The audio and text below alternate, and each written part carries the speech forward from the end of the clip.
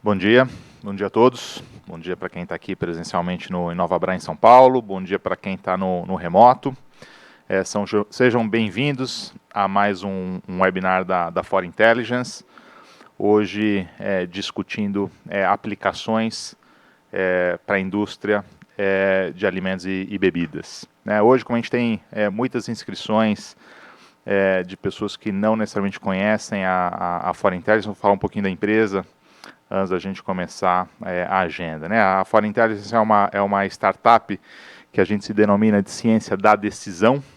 Tá? A gente tem plataformas de modelagem, onde a gente resolve problemas tradicionais aí das empresas nos mais diversos setores, respondendo vários tipos de perguntas, né, que são comuns, né, para diferentes setores, para diferentes tipos de empresas, né? Como quanto vender no próximo, né? Quanto que eu vou vender no próximo mês e ano, né? Com modelagens de estimação de demanda, encontrando relações com clima, com renda, com emprego, com fatores de sazonalidade, etc. Tá? Fazer justamente essas categorias, essas previsões por categorias, né, diferentes mercados, diferentes canais, diferentes tipos de embalagem, tudo isso é possível fazer. Tá? Questão relacionada ao pricing, né, ou seja, o preço é uma das variáveis que mais afeta quando a gente fala de demanda, e é importante entender essas relações, ou seja, consigo mexer no meu preço. Se eu mexer no meu preço, o efeito sobre demanda ele é pequeno, ele é grande, isso difere entre diferentes regiões, entre diferentes categorias de produtos, entre diferentes produtos, como é que a concorrência reage quando eu mexo meu preço. Todas essas questões são possíveis também de serem respondidas, e a gente responde via modelagem. Tá?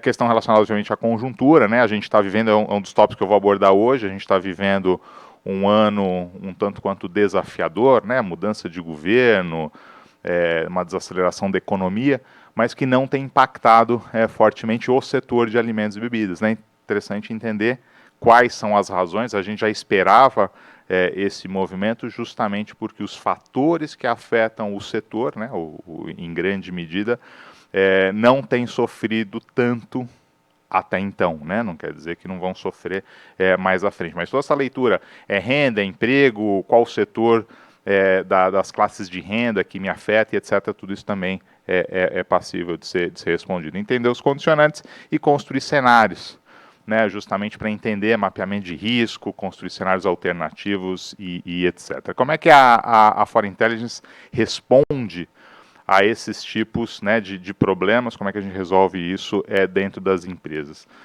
Basicamente com um pilar aqui, com três fatores. Tá?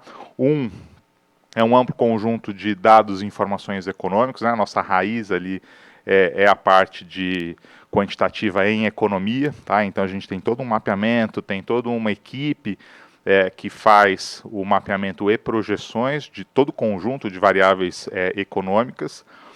A gente usa tecnologia super avançada, a gente desenvolveu um algoritmo proprietário onde a gente faz essa modelagem usando inteligência artificial, comparando milhares de diferentes modelos, né, e formas de organizar esses modelos para entender um determinado fenômeno, e pessoas qualificadas que estão por trás disso aqui tudo. Para vocês entenderem, a gente tem hoje na empresa mais de 20 PhDs, seja desenvolvendo aqui o algoritmo, né, com novas features, com novas funções, seja aqui no campo da ciência econômica. Tá?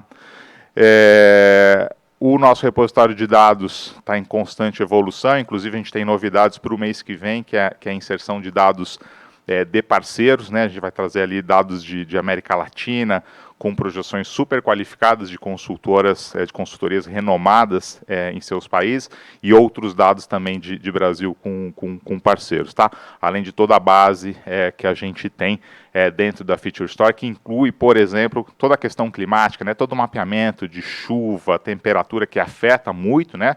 O setor de alimentos e bebidas é um fenômeno regional, né? E, de novo, toda essa modelagem é possível fazer, né, e chegar a nível regional.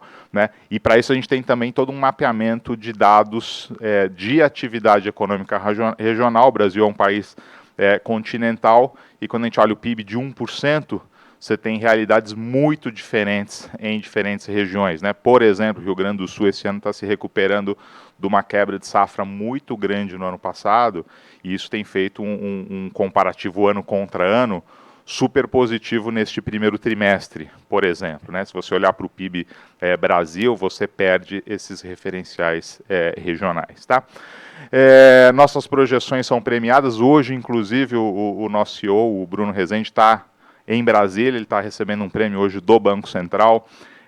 A gente foi a instituição que mais acertou projeção para taxa de câmbio no ano passado, está superando todos os bancos, todos os assets, todas as empresas no Brasil. E essa é uma variável que afeta todas as demais, né? Quando a gente fala de câmbio, você está afetando toda a linha de importação, né? Todo o efeito de commodities, né, que você tem sobre os mais diversos produtos de alimentos e bebidas. Então, soja, trigo, milho, açúcar, né, tudo isso obviamente é afetado pelo câmbio, e esse é um referencial importante aqui, né, que valida, ou seja, todo o processo que a gente faz com as projeções econômicas é um processo que a gente também usa, né, o mesmo processo que a gente usa quando a gente faz ali a modelagem e as projeções para os nossos clientes, né, e justamente usando aqui a nossa plataforma, tá? Então, assim, a nossa plataforma ela é super simples de ser utilizada, mas super robusta em termos de construção de modelos, e tem todo um conjunto aqui de funções que facilita muito o entendimento e a construção, não de modelos bem estruturados, mas de projeções que de fato acertam, né, que a gente chama de projeções que acertam, né, o que vai acontecer, né, então com grande acurácia as projeções que saem aqui dos modelos, tá? E pessoas qualificadas aqui que estão por trás disso tudo, como eu comentei, mais de 20 PhDs, a gente tem uma equipe aí com muitos cientistas de dados, muitos engenheiros de dados, né? A Fora Intelligence hoje conta aí com uma equipe aí de mais de 120 colaboradores, tá? E vamos entrar então no ramo aqui, no foco do que a gente tem para hoje, que é entender a aplicação disso tudo para o setor de alimentos e bebidas, né? Ou seja, como é que a indústria de alimentos e bebidas é impactada. Então eu vou começar falando aqui do cenário macroeconômico, tá? Focando justamente nas variáveis que afetam mais o setor, tá? Depois o Bruno Lavieri, que é um dos cofundadores aqui da Fora Intelligence. Esqueci de me apresentar no início, tá? Eu sou o Juan, eu sou um dos cofundadores da Fora Intelligence. Sou o chairman da companhia e sou também o CFO, tá? E faço também esse papel de, muitas vezes, de economista, né? Apresentando cenários, fazendo esse link com o dia a dia das empresas, tá? E aí o Bruno Lavieri, que também faz um papel parecido, né? De fazer essa ligação, ele é o nosso economista-chefe, vai fazer justamente essa aplicação usando a nossa plataforma, mostrando casos de uso, né, reais aí com dados públicos, tá, para essa aplicação. E aí depois a gente vai fazer aqui um bate-bola. Gabriela está aqui com a gente, da Danone. O Luiz Bisneto está chegando, está preso aqui no Trans São Paulo, mas daqui a pouquinho ele está aí. M. Dias Branco e Danone. A gente vai fazer um bate-bola justamente dessas aplicações no dia a dia das empresas, né? São dois clientes aqui da Fora Intelligence. Obrigado pela presença, Gabriel. Bom, começando então aqui com o cenário macroeconômico, o que a gente tem? A gente tem que olhar mundo, tem que olhar política, tá? A gente tem 2 cientistas políticos dentro do nosso grupo aqui como colaboradores, como prestadores de serviço, e tem que descer, né, ali na economia, entendendo justamente essas relações. Quando a gente olha para o quadro total, ou seja, já tentando descer aqui um resumão, o que a gente tem? Um mundo que está em desaceleração, principalmente o mundo desenvolvido, né? Então Estados Unidos e Europa passando por uma desaceleração importante, muito em função de um aperto de política monetária, ou seja, juros subindo, o juros já está alto, principalmente nos Estados Unidos, mas segue em elevação, né? Num contexto de uma inflação que estava muito alta, está arrefecendo, mas tudo isso está trazendo a atividade econômica dessas economias para um ritmo de crescimento bem mais baixo, tá?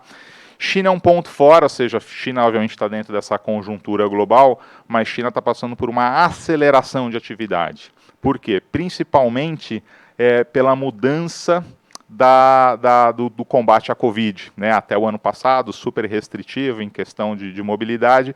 A partir do final do ano passado, reduziram, né, aumentaram a flexibilidade, e aí a atividade econômica tende, né, já está acelerando, tende a acelerar ainda mais. Então, China vai um pouco na contramão do mundo, o mundo desacelerando e China acelerando. O que é super relevante para o setor de alimentos e bebidas, né, dado que China é uma importante demandante de commodities, né, que está na base, commodities alimentares, né, não só alimentares, mas principalmente alimentares, que está na base aqui do nosso setor. Tá? No Brasil, a gente tem mudança de governo, várias incertezas, principalmente com relação ao fiscal. Tá? Então, fiscal, o que bate aqui? Bate porque bate na conjuntura macro. Né? Então, o governo apresentou um novo arcabouço, o mercado está cheio de dúvida ainda de como que o governo vai conseguir cumprir as metas, principalmente as metas de resultado primário, né, de equilibrar as contas até o ano que vem, gerar superávit primário a partir do ano que vem, porque na verdade está faltando várias informações aqui, principalmente do lado de arrecadação. Tá? A nossa leitura é: impostos vão subir para todo mundo. Né? Paralelamente a isso, a gente tem uma reforma tributária, que o governo diz que vai ser neutra em relação à carga, mas no momento em que você precisa arrecadar mais impostos para fechar o problema, né, para corrigir o problema fiscal, é natural que os impostos subam, tá? E por mais que o governo diga que não vão subir, eles vão subir, tá? Então a gente pode esperar sim aumento de carga tributária ao longo dos próximos anos, tá? E do outro lado ainda de conjuntura econômica, você tem um Banco Central que é independente e que o governo, né, tem criticado em relação à conduta, né, de manter a taxa Selic ali em 13,75. Não é isso que está puxando o setor de alimentos e bebidas para baixo, porque é pouco sensível ao juro, tá? Mas isso é o que está puxando, grosso modo, a economia para baixo, ou seja, todo o setor que depende de crédito, esse está sofrendo, né? Além do juro elevado, a gente teve o episódio ali das americanas, né, que reduziu, aumentou ainda mais a aversão a risco e reduziu ainda mais a concessão. Tá? Esse barulho aqui só traz mais problema, só retarda, né, o processo de queda de juros, que vai vir, mas vai demorar um pouquinho, né? Ou seja, por que está demorando? Porque a inflação ainda está muito alta. Tá? O PIB tem desacelerado, já vem desacelerando há algum tempo, tá? Então a gente teve um PIB mais fraco todo o segundo semestre do ano passado, entrou esse ano com o freio de mão puxado, exceção agro, né, do lado da oferta. A gente teve uma quebra de safra importante o ano passado, esse ano estamos indo para uma safra muito, muito boa. Tá? Então, primeiro trimestre, principalmente, os resultados do PIB devem mostrar uma alta expressiva. Tá? E para o setor de alimentos e bebidas em particular, o que a gente tem? Um mercado de trabalho ainda muito dinâmico, tá? Com um crescimento do emprego e crescimento da renda. Tá? Em momentos distantes, o emprego já desacelerou bastante, desde o final do ano passado, entrou aqui também num ritmo bem mais gradual de crescimento, mas a renda ela acelerou muito ao longo do segundo semestre do ano passado. Então, assim, o principal fator que explica o bom momento do mercado de alimentos é renda das famílias, tá? Aliado não só a um mercado de trabalho dinâmico, mas também a toda a questão relacionada aos auxílios, né? Ao auxílio ali de R$600, agora volta a se chamar Bolsa Família. Então, sobretudo ali alimentos de menor valor, alimentos focados ali em classes de renda mais baixas, tendem a ter, né, tiveram, né, uma dinâmica bastante positiva recente e tendem a continuar tendo um movimento favorável. Tá? Eu vou explorar esses pontos aqui à frente. Tá? Aqui mundo, tá? Então, de novo, mundo em desaceleração, ali a gente vê projeção de crescimento global esse ano 2,5%, tá? Contra quase 3,5% no ano passado, o que puxa isso para baixo de novo é o mundo desenvolvido, tá? E China vai na contramão disso aqui tudo, tá? Commodities aí com movimentos distintos, como eu disse, commodities não está em trajetória de queda, mas porque justamente China faz o contraponto e China começa a acelerar. Tá? Então, enquanto Estados Unidos, notem, ano passado 2, esse ano projeção 1,5, Europa 3,5 ano passado, projeção para esse ano 0,8, China vai na contramão, tá? 3% ano passado, projeção para esse ano 5,2. Tá? Então, China de fato acelerando e afeta justamente a dinâmica para esse setor. A América Latina, ainda que não seja desenvolvida, tem um comportamento parecido aqui com o mundo desenvolvido em desaceleração, tá? Desaceleração forte, depois de ter crescido aí quase 4 no ano passado, vai crescer abaixo de 2 esse ano. Brasil desacelerando, né, de quase 3 para 1. Argentina com um problema muito grande, né, não só todos os problemas econômicos que ela já tradicionalmente tem, uma quebra de safra grande esse ano e o agrícola puxando para baixo também. E eleições esse ano na Argentina também, o que aumenta a incerteza, né, e reduz investimentos e crescimento econômico. Né. Então, assim, né, aqui os nossos principais parceiros e a dinâmica, né, isso aqui afeta, obviamente, toda a questão relacionada à exportação. Tá?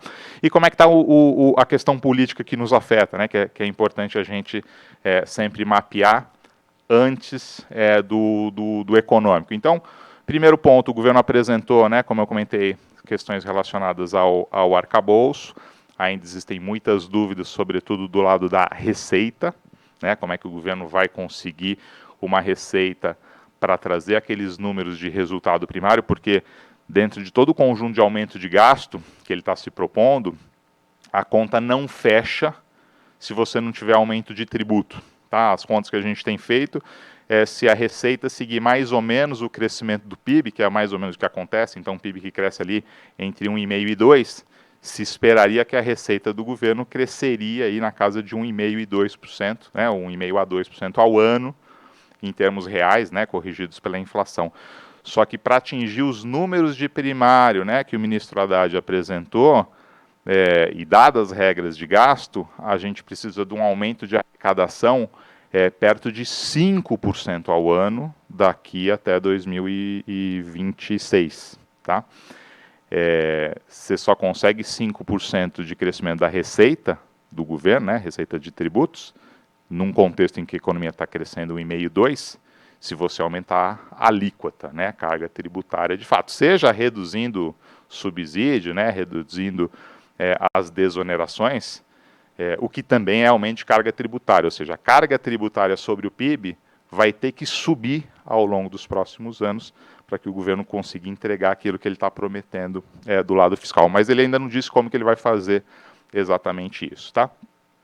Dentro deste contexto, a gente tem a reforma tributária, né? Então é um bom momento, né, dentro da necessidade de aumentar imposto, usar a reforma tributária para fazer esse movimento. Então a gente deve ter uma reforma tributária que, de fato, na média, suba os impostos. Tem vários desafios, né? Então tem desafios setoriais, tem setores que vão pagar mais, tem setores que vão pagar menos, né? Aqui a questão é mais no sentido de dar maior eficiência ao sistema, principalmente eficiência econômica, tá? Então, assim, não vai ser simples a gente avançar, ainda que a gente espere grandes avanços já ao longo deste ano, né? Passando aqui a questão do fiscal, o governo vai se debruçar sobre o tributário, e se tem um dos secretários que é competente dentro do Ministério da Economia é o Bernard Api, né, que é justamente o secretário, que é o secretário especial da reforma tributária aqui.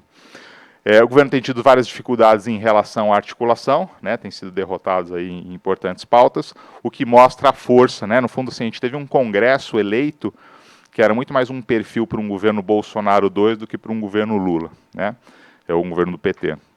Então, são naturais essas dificuldades, e elas dão um freio justamente a gente avançar com projetos mais polêmicos, projetos mais à esquerda, né? Então a gente tem um congresso que dá freios, né, às propostas aí, ou questões mais complexas aí que o governo possa trazer, né? Mas na questão tributária está todo mundo alinhado que a gente precisa avançar.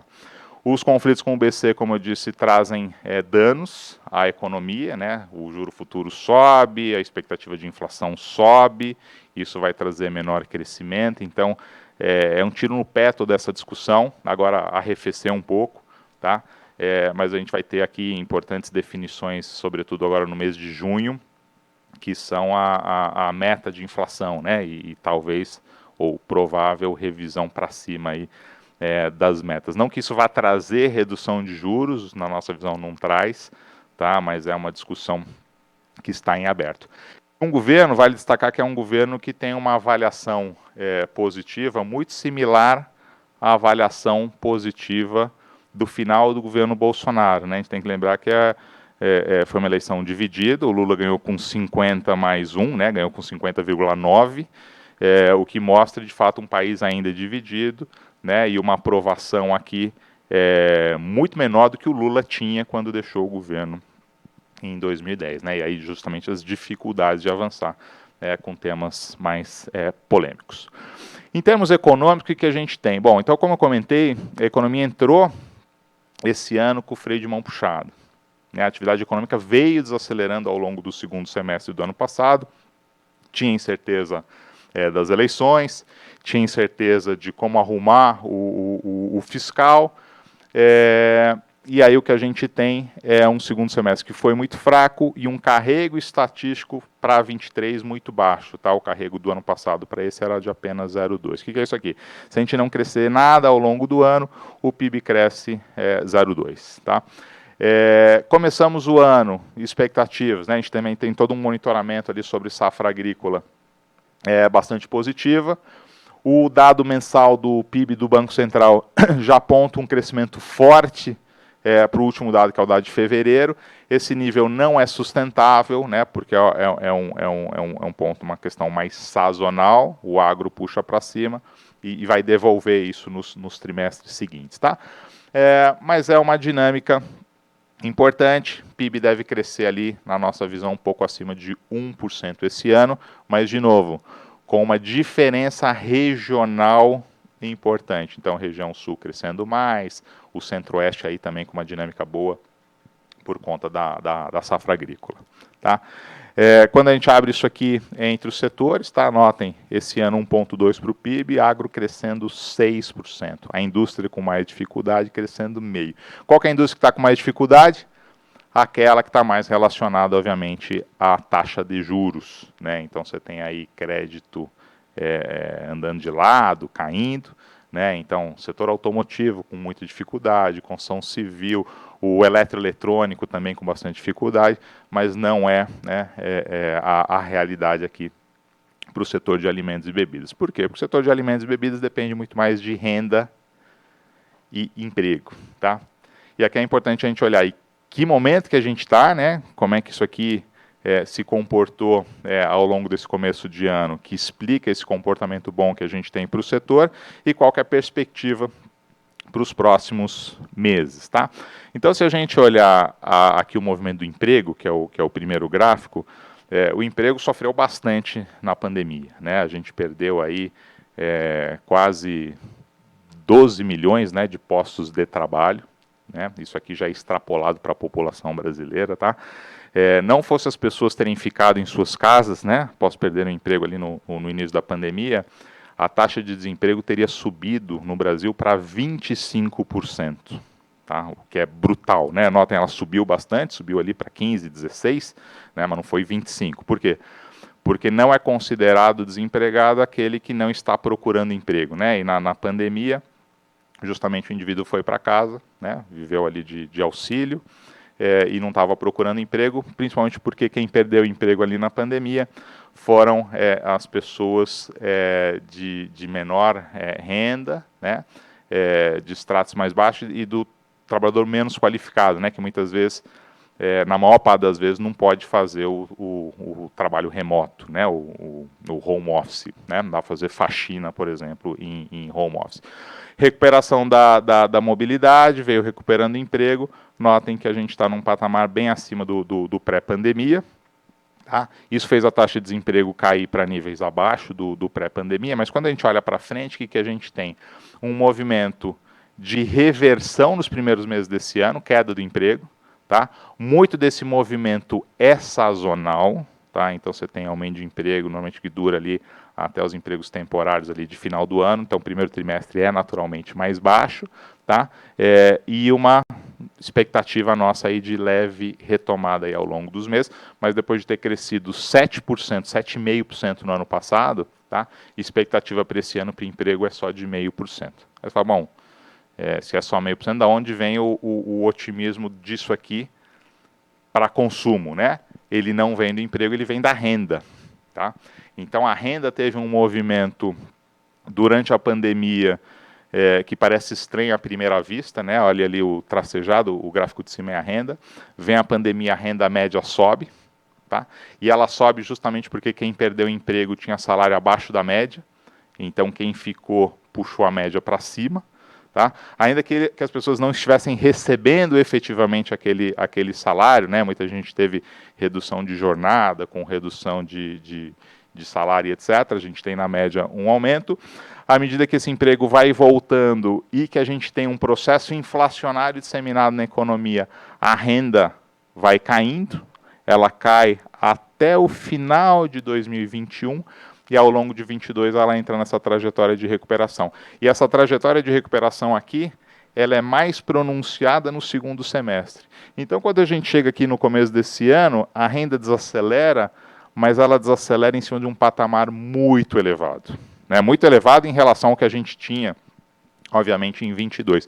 Então, quando a gente olha a renda no começo desse ano contra a renda no começo do ano passado, esse é o principal fator que explica o forte crescimento de alimentos e bebidas. Né? O que a gente tem daqui para frente? Um quadro inflacionário mais tranquilo, né? A inflação tem caído, né?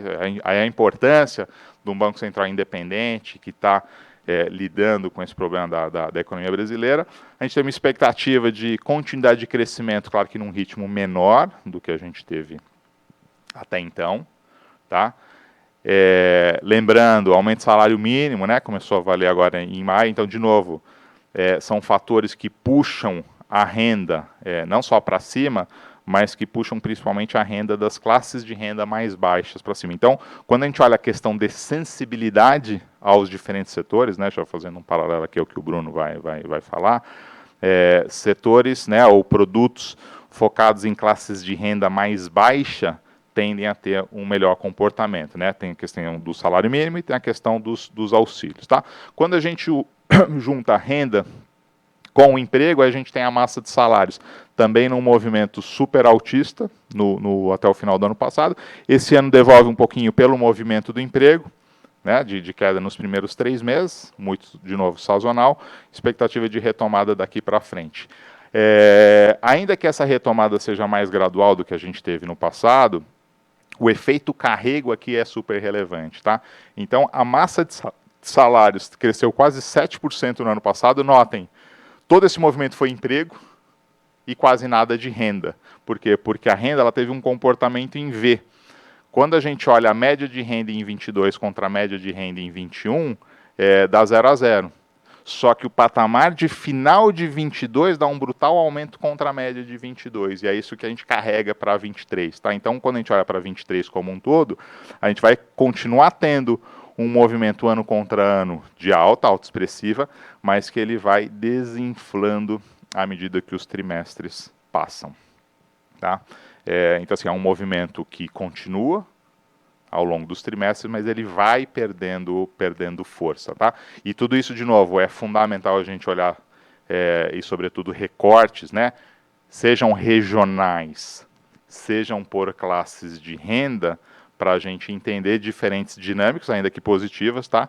Dentro do setor de alimentos e bebidas. Tá? Eu passo agora a bola para o Bruno, né? O Bruno vai falar um pouquinho aí dessas aplicações e como é que a gente faz as aplicações usando a nossa plataforma.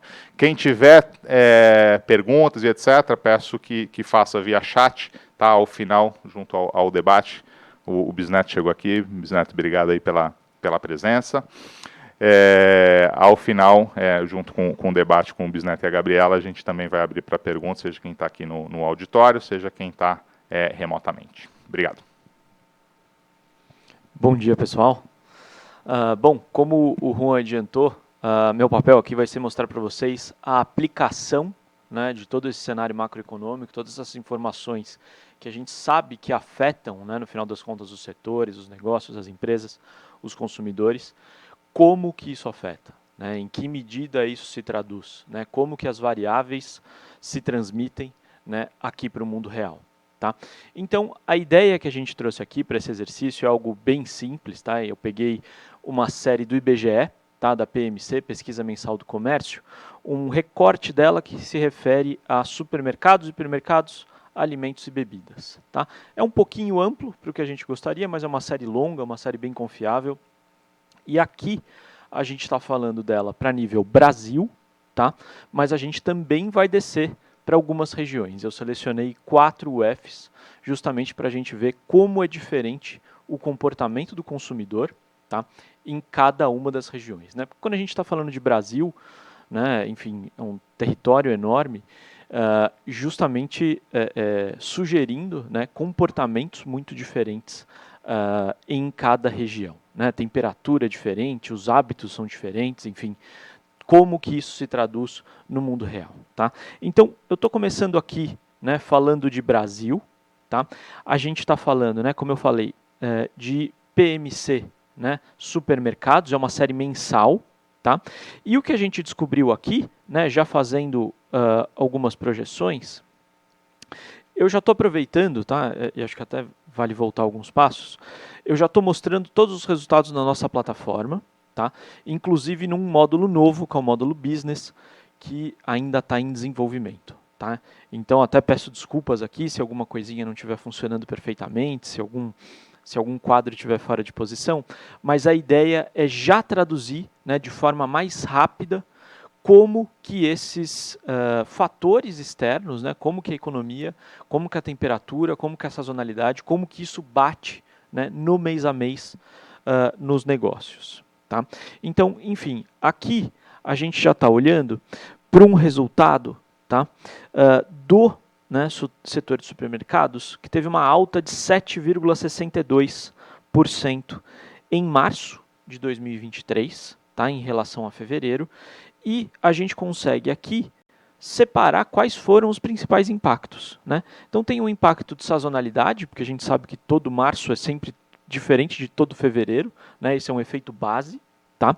Mas a gente também teve um efeito do preço, né, da alimentação no domicílio, também é outra série do IBGE que a gente trouxe, tá? Conforme fica mais caro ou mais barato, né, o consumo em supermercados varia, então a gente teve uma baixa de preço que provocou um aumento no consumo dos supermercados, tá? Bem de acordo com o que a gente imagina em termos de intuição.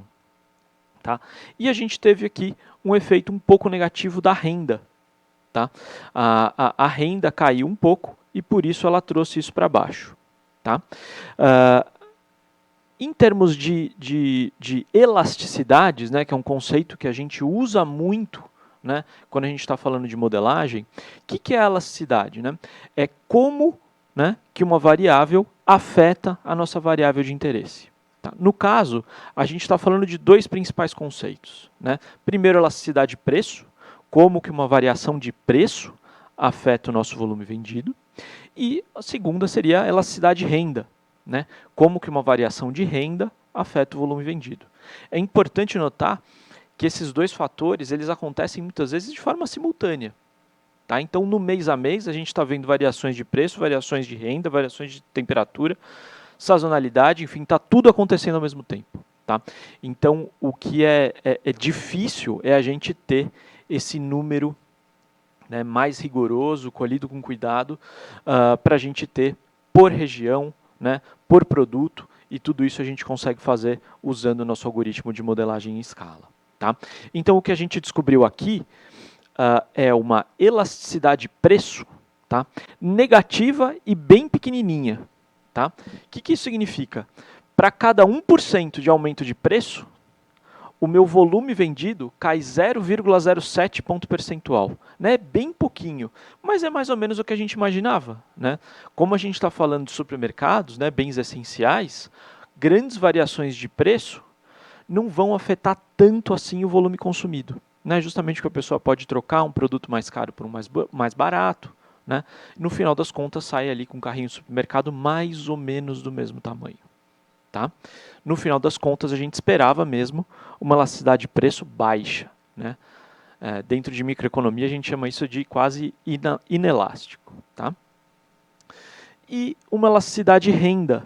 Tá? A gente encontrou uma elasticidade renda positiva, mas também baixa, tá? De 0,36. Né? Significa que para cada 1% de aumento real de renda, o meu volume vendido vai aumentar, né, na mesma direção, 0,36 ponto percentual. Tá? A gente também esperava isso, né? Porque quando a gente ganha muito mais dinheiro, a gente não vai gastar tudo no supermercado. Né? Então, enfim, essas magnitudes, né, estão dentro do que a gente imaginava, mas a gente está falando aqui de um número que é para o total Brasil. Né? Será que isso se mantém quando a gente olha para as regiões? Tá? Mais do que isso, acho que vale também a gente já passar pelas próprias projeções. Tá? Como que ficaram, né, essas projeções para os próximos anos? Tá? Então, para 2023, a gente está esperando um número que é praticamente estabilidade. Tá? Depois de um 2022 que teve um crescimento fraco, tá? 1,36%, para 2023 a gente está esperando praticamente estabilidade. Né? A renda, né, como o Juan apresentou, tem apresentado bom desempenho? Sim, né, mas de outro lado a gente teve aumentos de preços muito importantes. Tá? Então, por isso a gente está falando aqui de números bem modestos e, olhando para o passado, a gente vê que as variações não costumam ser muito voláteis. Né? Acho que a maior variação que teve foi em 2020, foi justamente ano de pandemia, que ninguém saiu de casa, todo mundo comprava tudo no supermercado. Né? Pegava toda a renda que tinha, não viajava mais, não saía para comer, não fazia mais nada, era tudo supermercado. Então, enfim, isso que explica essas variações um pouco mais vistosas em 2020 e 2021. Tá? Para 2023 em diante, a gente volta a ter um cenário um pouco mais modesto. Tá? Vamos ver como que isso se replica quando a gente fala de regiões? Vamos lá, fazendo tudo aqui ao vivo. Se der algum problema, eu já peço desculpas.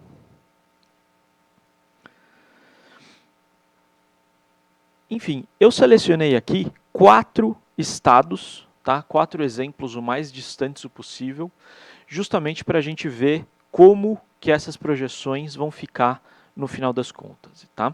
Então aqui, para São Paulo, tá? Lembrando que é o mesmo indicador, tá? Indicador de supermercados do IBGE, a gente está falando para São Paulo, em 2023, uma alta de 0,5%.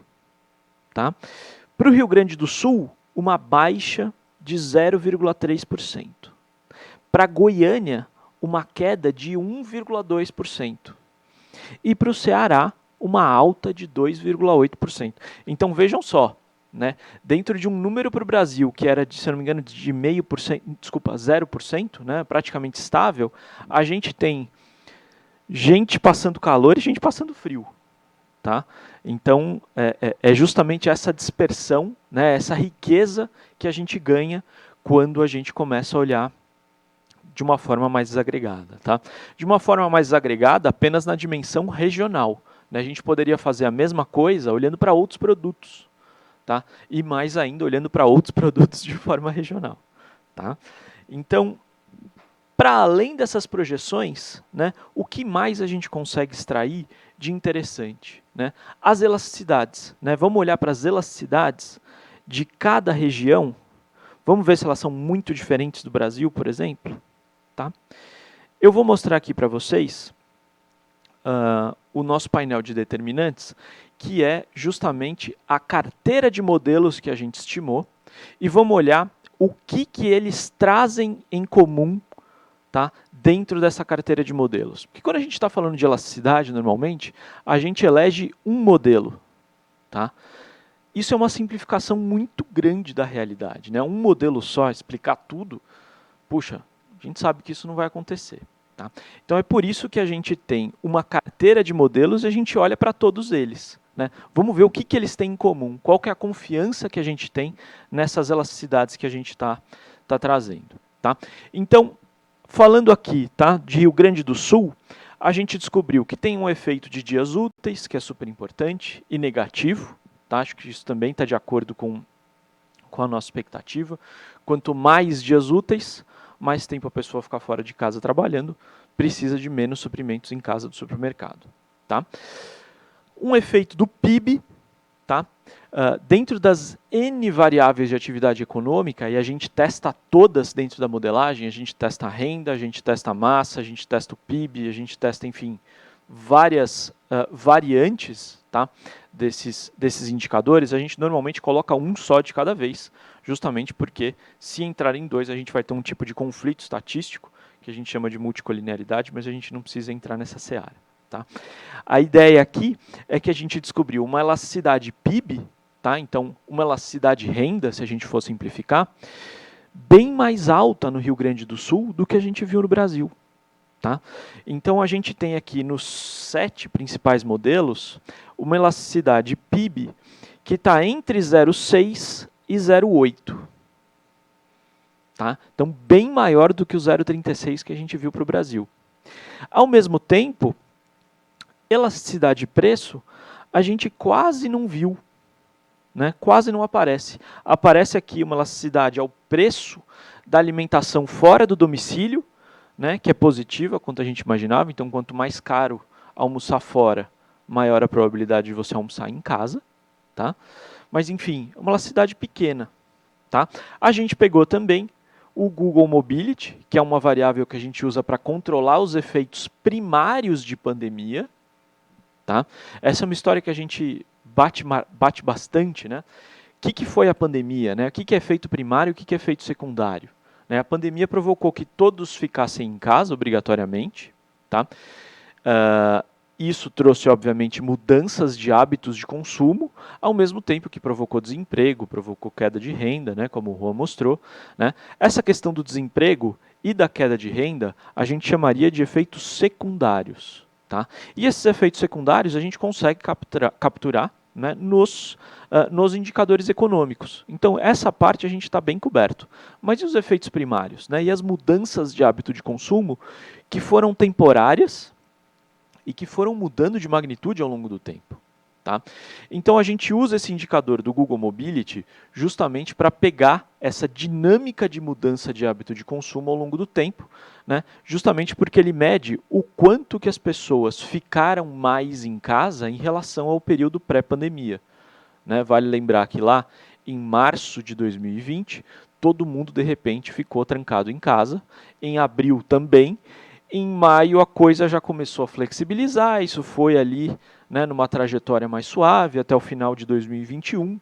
Então, enfim, isso foi mudando ao longo do tempo junto com os hábitos de consumo e a gente trata de capturar esse efeito aqui. Tá? Então a gente está falando, no final das contas, que quanto mais as pessoas ficaram em casa, maior foi o consumo em supermercados, né? Também de acordo com a nossa expectativa. Tá? Bom, falamos aqui do Rio Grande do Sul, vale a pena a gente falar também de outro estado. Tá? Vamos ver, por exemplo, o Ceará.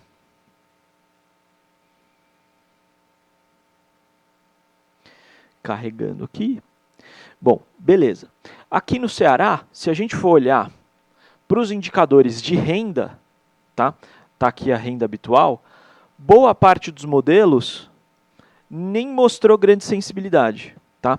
Um dos modelos aqui apresentou uma elasticidade renda de 0,36, né?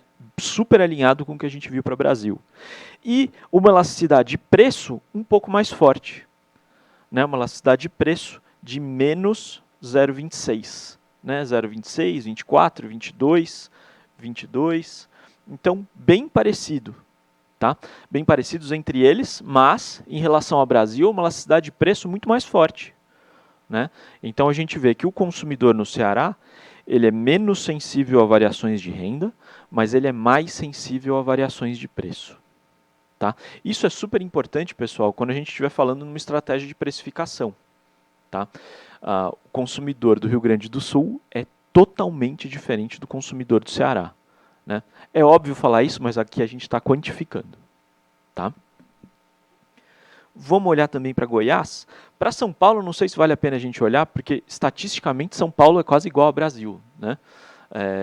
PIB de São Paulo dá quase 35% do PIB Brasil, então as elasticidades tendem a ser muito parecidas.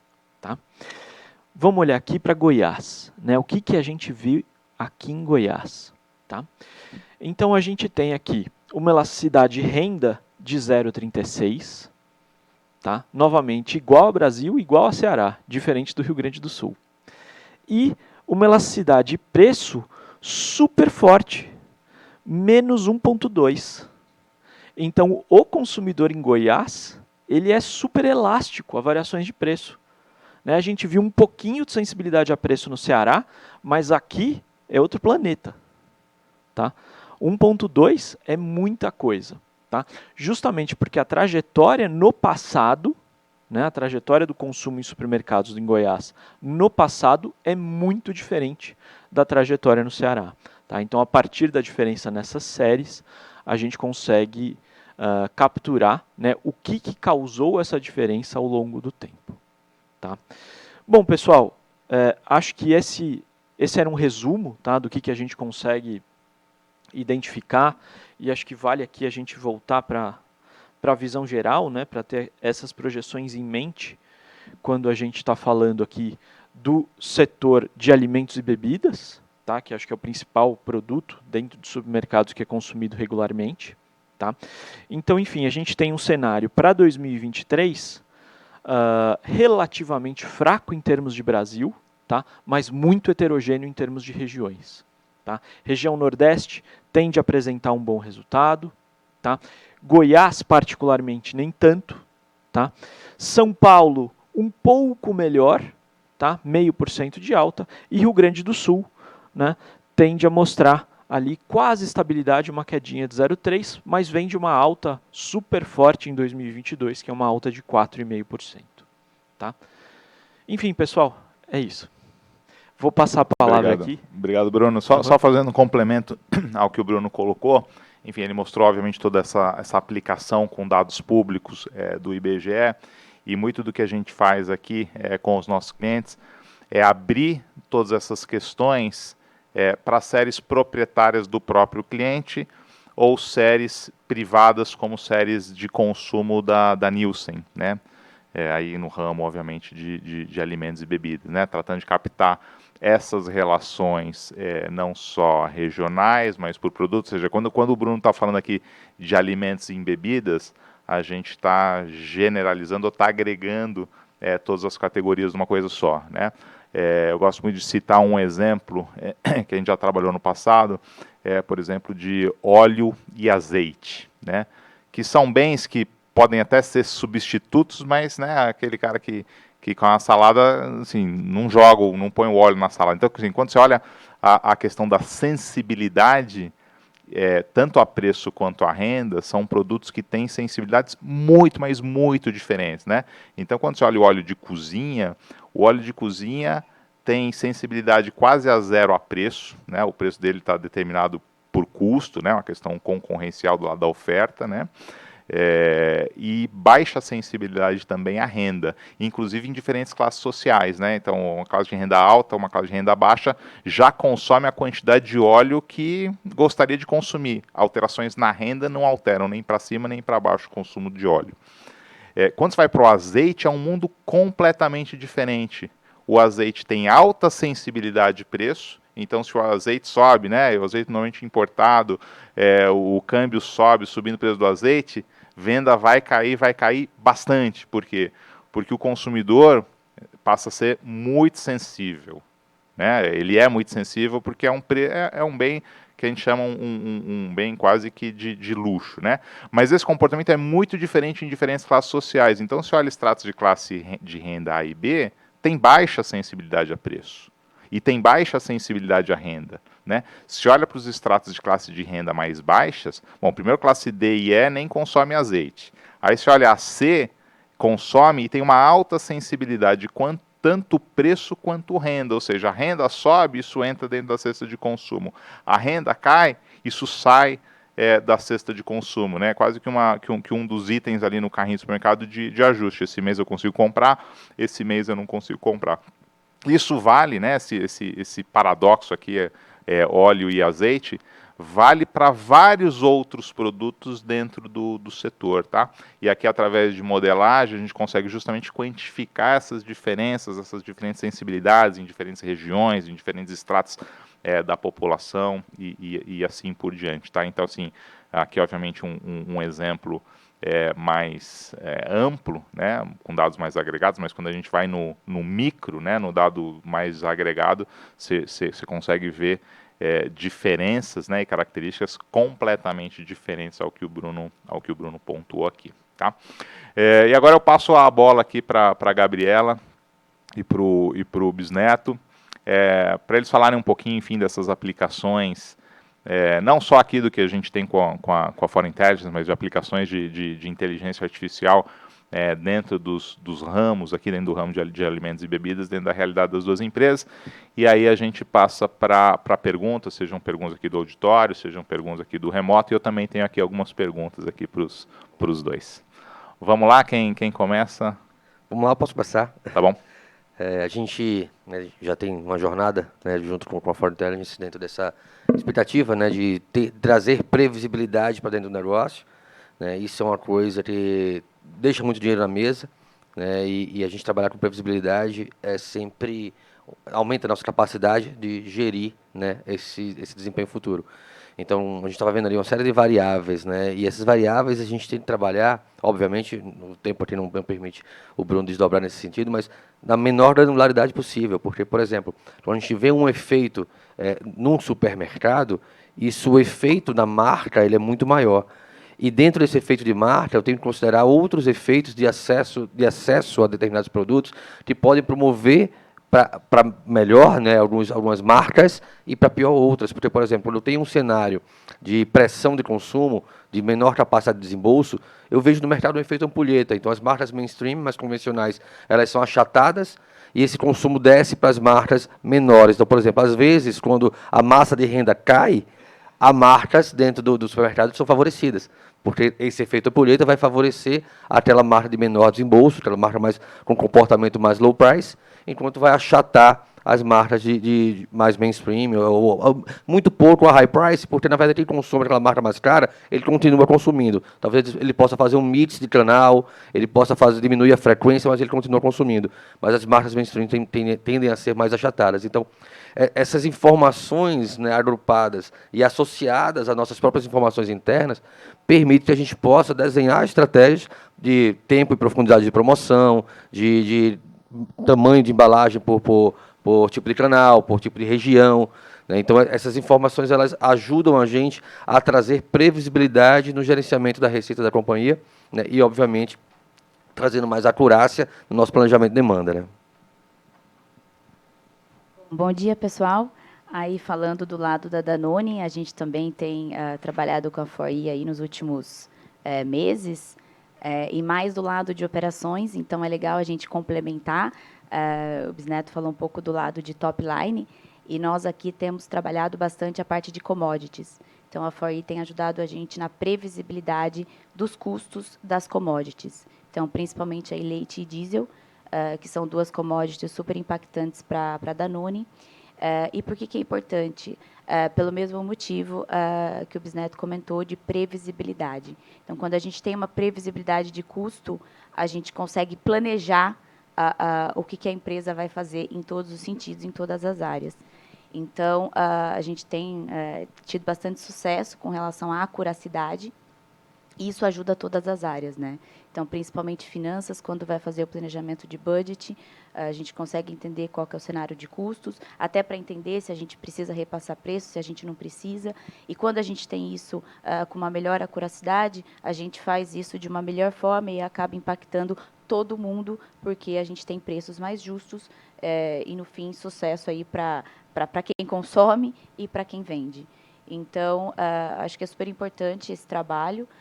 Na verdade, é um trabalho da melhor utilização dos nossos dados. A gente já fazia antes, mas quando a gente tem uma inteligência por trás, e aí, né, quando a gente fala de inteligência artificial, é justamente isso, é a gente tratar melhor esses dados e garantir, obviamente, aí uma acuracidade, uma previsibilidade muito melhor.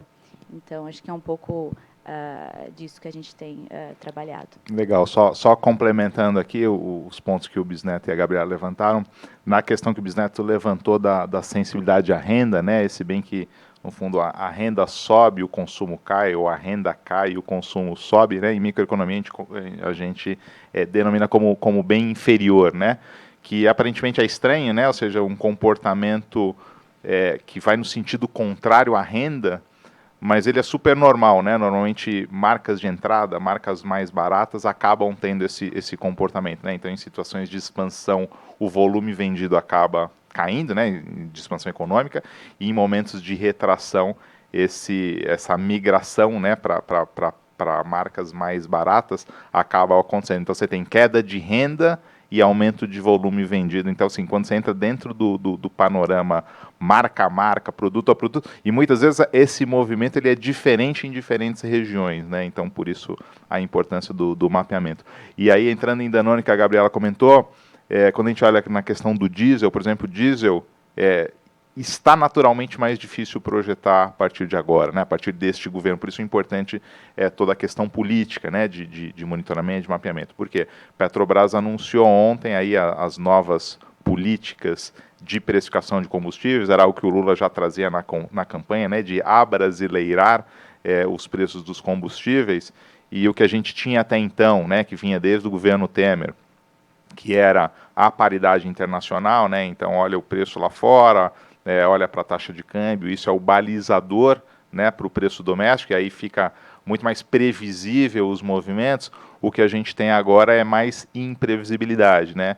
Vale mais a ingerência, porque no fundo está muito menos transparente como é que o governo vai lidar com essas questões, né? Então agora a gente está tendo um movimento de queda de preço de petróleo, e é natural que isso seja repassado aos preços, né? Ontem a Petrobras anunciou redução, mas não se sabe o que vai acontecer quando esse movimento inverter e o petróleo subir, ou a taxa de câmbio se desvalorizar e a Petrobras necessitar fazer um realinhamento, né? Como é que isso vai ser feito, se é que vai ser feito, se a gente volta ao cenário do que foi o governo Dilma, né? De maior controle de preço e subsídio direto ali dado pela própria Petrobras, né? Então são questões que vão estar aí dentro das discussões e das previsões, mas esse é uma variável que, quando a gente olha para o passado e projeto futuro, não é exatamente, né? Ou seja, como muda a política de preço, você tem que olhar o modelo de uma forma um pouco diferente, né? Então, assim, agora, se o petróleo subir no mercado internacional, não implica uma elevação no mercado doméstico de forma automática. E quando a gente tem ajuda, né? E aí acho que vocês estão conseguindo nos ajudar, de novo, com inteligência nos dados. Isso nos ajuda, né, a prever. Antes a gente costumava fazer por nós mesmos. Então, eu estava brincando, comentando lá fora, a gente gastava muito tempo tentando fazer essa previsibilidade de custo, mas está ficando cada vez mais difícil, por todos esses pontos que o Juan comentou. Então, o máximo de ajuda que a gente tiver com inteligência por trás, muito melhor para todos nós. Perfeito. Só complementando, acho que a gente está bem alinhado com relação à importância, mesmo sendo, né, de estruturas de áreas distintas em termos de negócio. Acho que a inteligência artificial ela serve como um catalisador importante dentro desse processo de planejamento, né, e gestão de resultado, porque a gente poderia fazer, né, caseiramente, de uma maneira, se tivéssemos muita gente com skill muito bom para poder fazer isso, né, poderíamos fazer caseiramente, mas o fato da gente ter uma inteligência artificial operando, trazendo variáveis e múltiplas opções, né, de variáveis que mais acertaram, que menos acertaram, que aplica mais o fator renda, que aplica menos o fator renda. Você consegue ter dimensões de criar cenários, né, cenários A, B, C, de um futuro possível. E aí também se preparar para esse cenário de futuro possível. Tanto no que diz respeito à pressão de custo, que pode pressionar a indústria a um repasse de preço, quanto na própria estratégia de marca, embalagem, canal, região. Então, você consegue trabalhar numa dimensão em que você tem mais acurácia, no sentido de decisão estratégica, você tem mais capacidade de planejamento e de construir cenários distintos para cada um dos Brasis dentro do Brasil. E isso traz para a gente um potencial enorme, né, de tomar decisão estratégica dentro do negócio. Temos alguma pergunta aqui no auditório? Se quem tiver, é só levantar a mão. Vou passar o microfone ali. Bom dia. Foge um pouco assim, do olhar varejo. Mas, em cima dessas expectativas, o quanto que uma ferramenta dessa natureza pode ajudar os investidores financeiros, fazendo com que, né, ele tenha um olhar, eu posso investir, lógico que nesse caso aqui seria investimento de curto prazo, eu não posso nem ter um alongamento, porque aí essa previsibilidade ficaria comprometida, né? Mas o quanto que essa ferramenta pode ajudar o mercado financeiro em investimentos pontuais, sazonais e assim por diante. Eu saio de varejo, né? Mas como que isso pode ajudar? Olha, eu diria que bastante, no seguinte sentido. Ao fazer a leitura, assim, quando você olha o ambiente econômico, independentemente para onde vai a economia, você tem impactos setoriais muito diferentes, né? Então, pega a taxa de câmbio, por exemplo. Quando a taxa de câmbio se desvaloriza, tem setores, obviamente, que são positivamente impactados, né? Obviamente ali os exportadores, mas em diferentes graus, e setores que são negativamente impactados, que são aqueles que importam muitos insumos e que vendem domesticamente, vão ter uma pressão de custo grande e uma dificuldade para repassar, por exemplo, né? Então, assim, quando você olha o diferente quadro, assim, então você olha, por exemplo, questão esse ano, renda e emprego, a questão dos auxílios e todo esse efeito que você tem de melhora, saiu o índice semana passada de melhora de distribuição de renda no Brasil, né? Por exemplo, o índice de Gini. E que isso tem mostrado e é algo que continua para 2023. Classes de renda mais baixa ganhando um pouco mais e classes de renda mais altas ganhando um pouco menos, né? Então você está achatando a distribuição. Isso tem efeitos setoriais e mesmo dentro de um setor, para diferentes empresas dentro daquele setor, muito diferentes, né?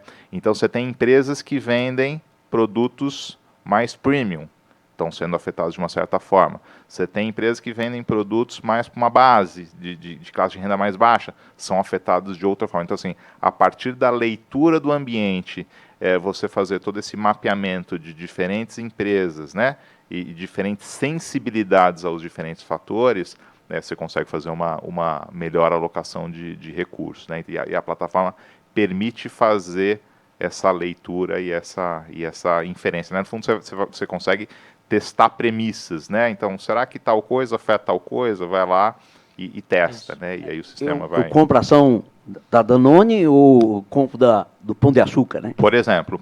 Então, assim, e aí você pega, assim, outras questões, né? Então, pega, por exemplo, questão relacionada à própria pandemia, né?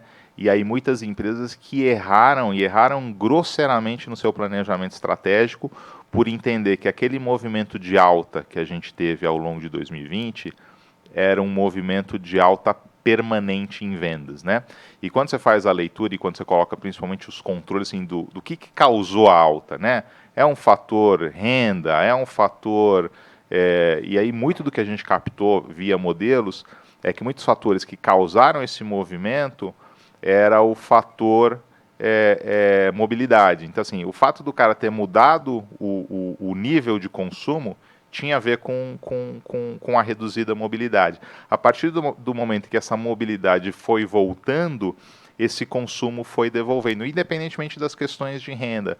E aí quando você olha o eletroeletrônico, a construção civil, né, materiais de construção civil que continuam numa trajetória de baixa, né, está relacionado não só a essa normalidade da mobilidade, como na margem essa questão do crédito mais escasso, essa alta taxa de juros.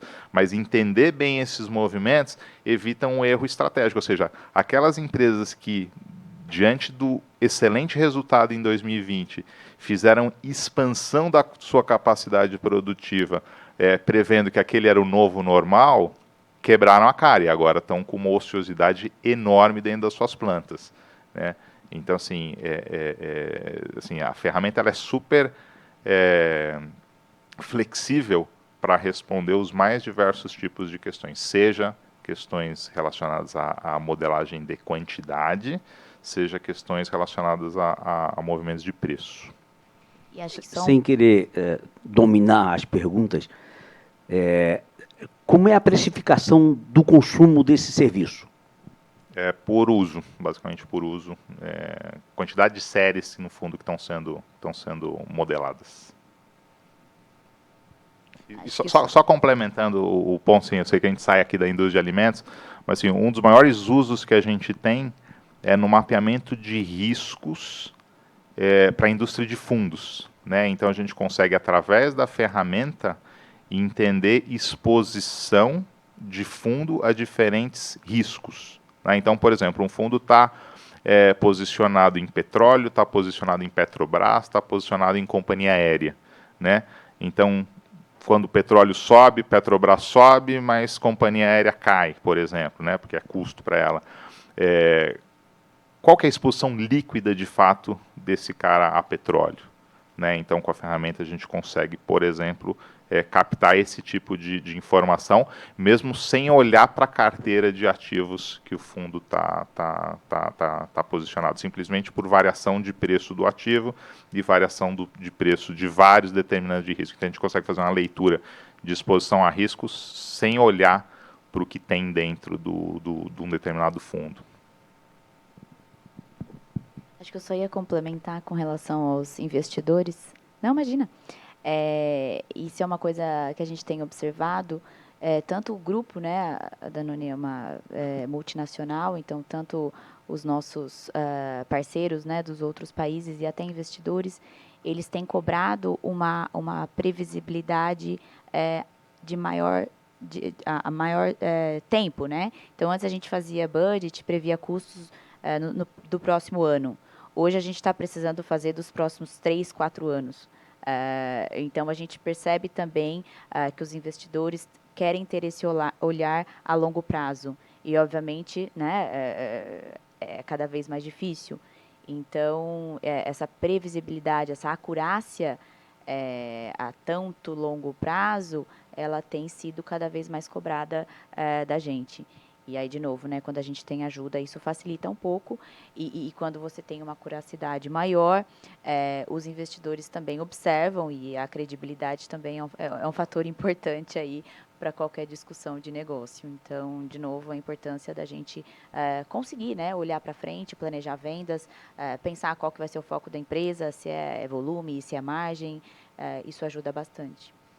Deixa eu só fazer um apontamento, eu acho que ainda nesse âmbito, né, de resultado financeiro, principalmente para empresas de capital aberto, né, que é onde o resultado ele é mais transparente, e estamos vivendo, né, num contexto cada vez mais difícil de ter previsibilidade. A gente passou por uma pandemia, a gente começou uma pandemia sem saber se ia durar 1 mês, 3 meses, 5 anos, então a gente não sabia muito como que aquilo ia se comportar, aquele volume que março, abril, maio cresceu assustadoramente e as indústrias não tinham capacidade nem capilaridade para poder absorver toda aquela demanda. Como que a indústria se modelou aquilo ali. O próprio, depois que terminou a pandemia, vem uma guerra que pressiona commodity, pressiona custo das companhias, né? Esse ano quase um ataque alienígena, né? Começou os rumores aí de discos voadores. A gente tem dificuldade realmente de ter previsibilidade. E quanto mais inteligência a gente aplica, né, nas projeções, né, da companhia, demanda, de custo, a gente consegue transmitir uma estratégia para o mercado financeiro, uma abertura estratégica que faz com que a gente dê mais consistência, né? Então, a gente passou por um momento que nunca nos últimos 16 anos, 15, 16 anos, a gente teve dólar e commodity crescendo ao mesmo tempo, né? Ou você tinha o dólar crescendo, commodity em baixa, ou commodity alta, dólar em baixa. A gente teve aí nesse período de pandemia, e até agora ainda bastante, mas commodity e dólar muito alto. Então isso pressiona o resultado, isso pressiona o lucro da companhia. E agora, em 2023, a gente começa a ter algum refresco com as commodities baixando um pouco mais. Isso quer dizer que a gente precisava, daquele contexto, ter esta previsibilidade de manter uma melhor linearidade de produção, ter ali talvez o lucro um pouco mais achatado, mas preservar a participação do mercado para garantir que, num contexto menos hostil, a gente consiga capturar e retomar parte da lucratividade comprometida nesse período de pandemia. Então, essa previsibilidade ajuda a gente a dimensionar. Então, na dúvida entre Danone e Pão de Açúcar, né, comparação da Messias Branco. A gente teve o ano passado, né, enfim, dos 3 últimos anos aí, anos muito difíceis, incertos. mas o ano passado a gente teve, no começo do ano, a gente estava planejando o ano e os preços por SKU, né, por produto. E foi engraçado porque a gente estava numa discussão se ia fazer 1 repasse, 2 repasses, e quando a gente olha, hoje 50% do custo dos nossos produtos depende do leite, né, da matéria-prima. Então, a gente fazer uma previsão e ter uma segurança dos custos do leite futuro é super relevante. A gente tinha feito, né, uma estimativa de passar 2 aumentos na época, depois a gente revisou os preços do leite futuro e a gente chegou numa conclusão que o leite não ia subir naquela velocidade que a gente projetava, então que a gente não precisaria fazer 2 repasses, a gente fez apenas 1. E o quanto isso é importante, essa decisão, esse planejamento, porque no fim, se a gente tivesse feito 2, com certeza a gente teria um impacto muito grande em volume de vendas. Então, isso é um fator super relevante, a gente pensar em todas as matérias-primas, enfim, em tudo que compõe mesmo o produto. E até dentro de uma mesma variável, por exemplo, uma elasticidade de preço, né, você pode adotar estratégias simultâneas ou estratégias diferentes para cada tipo de produto. Por exemplo, eu posso ter um produto e uma marca de valor agregado, eu posso fazer uma promoção junto com o aumento de preço, então eu tento ali manter os padrões de volume, ou eu posso ter um produto tipo com uma elasticidade muito alta, na verdade eu tento permanecer dando acesso a ele e vou fazer uma redução de embalagem. Ou, em outro caso, eu vou aumentar a embalagem, eu reduzo o preço por quilo, mas eu aumento o volume de vendido. Essas estratégias elas não são padrão, não é uma coisa engessada.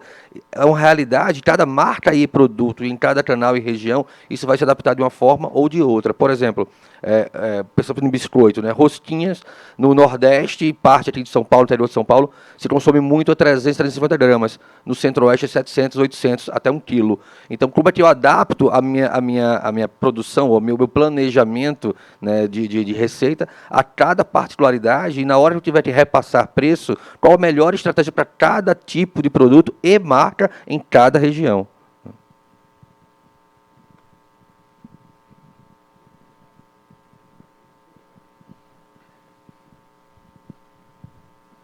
Olá, bom dia. Acho que eu quero fazer uma pergunta para o Bisneto. Eu vi que saiu esse mês o resultado da M. Dias e apontou 85%, né, do aumento do lucro no primeiro trimestre. Né, isso também com preços e volumes. Eu gostaria de saber se o uso, né, de inteligência artificial para tomada de decisão auxilia, né, a gente a chegar nesses números, por exemplo. Você está perfeito. Grande parte esse crescimento, na verdade, é uma combinação de várias variáveis, né? A variável preço ela foi muito importante, porque nos últimos anos se tomou muito preço, né? E fazer essa precificação de maneira inteligente foi um grande desafio para a indústria como um todo, todos os setores.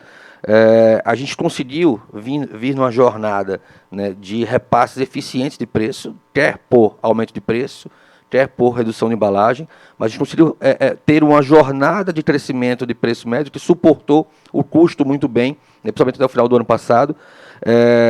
E este ano a gente conseguiu sustentar esse patamar de preço, dando equilíbrio de tamanho de embalagem em cada mercado.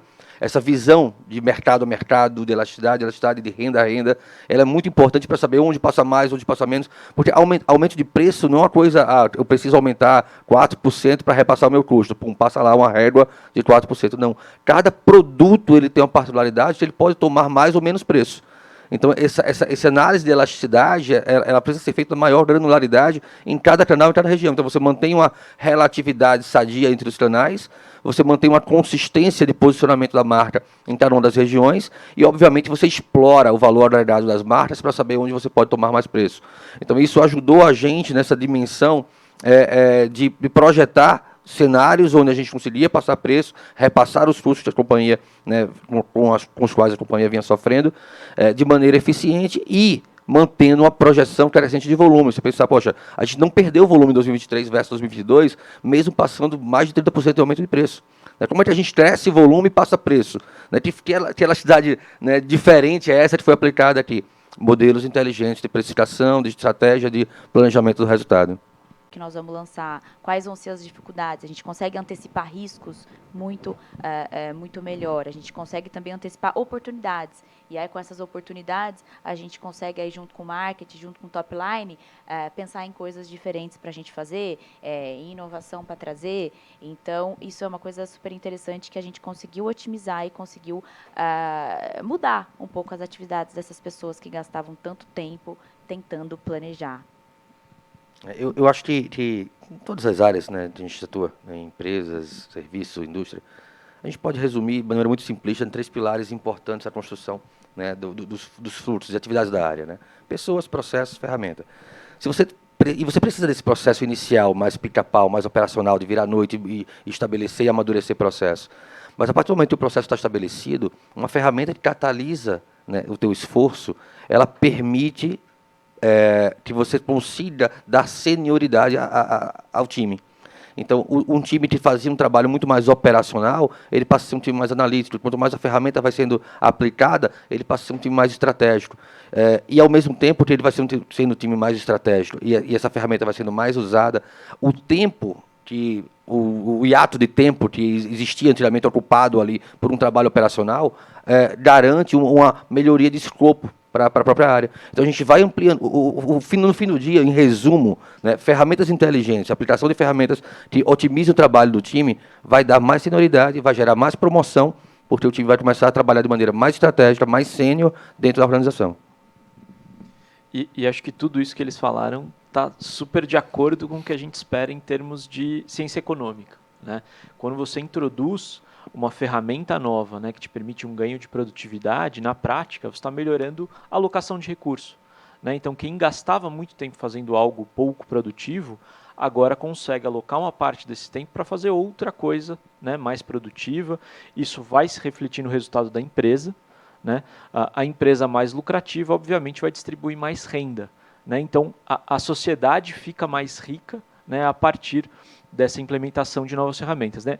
Em outra escala foi o que aconteceu desde a Revolução Industrial, né? Todo mundo fica com medo ali de, nossa, vai sumir emprego. Na verdade, aconteceu o contrário, né? Os empregos ficaram mais qualificados, as pessoas tiveram mais renda e a sociedade como um todo ficou mais rica. E se a gente olhar, o país que mais inova no mundo é os Estados Unidos, né? São os Estados Unidos. E é um dos países que tem a taxa de desemprego mais baixa do mundo, ou seja, a inovação, enfim, está se falando muito de como que a inteligência artificial, enfim, as aplicações estão destruindo empregos, né? Na verdade, sim, algumas coisas que estavam sendo feitas manualmente passam a ser feitas, né, com um produto, com a inteligência artificial. Mas você está liberando tempo para a pessoa se dedicar a outras questões, a resolver outros problemas, né?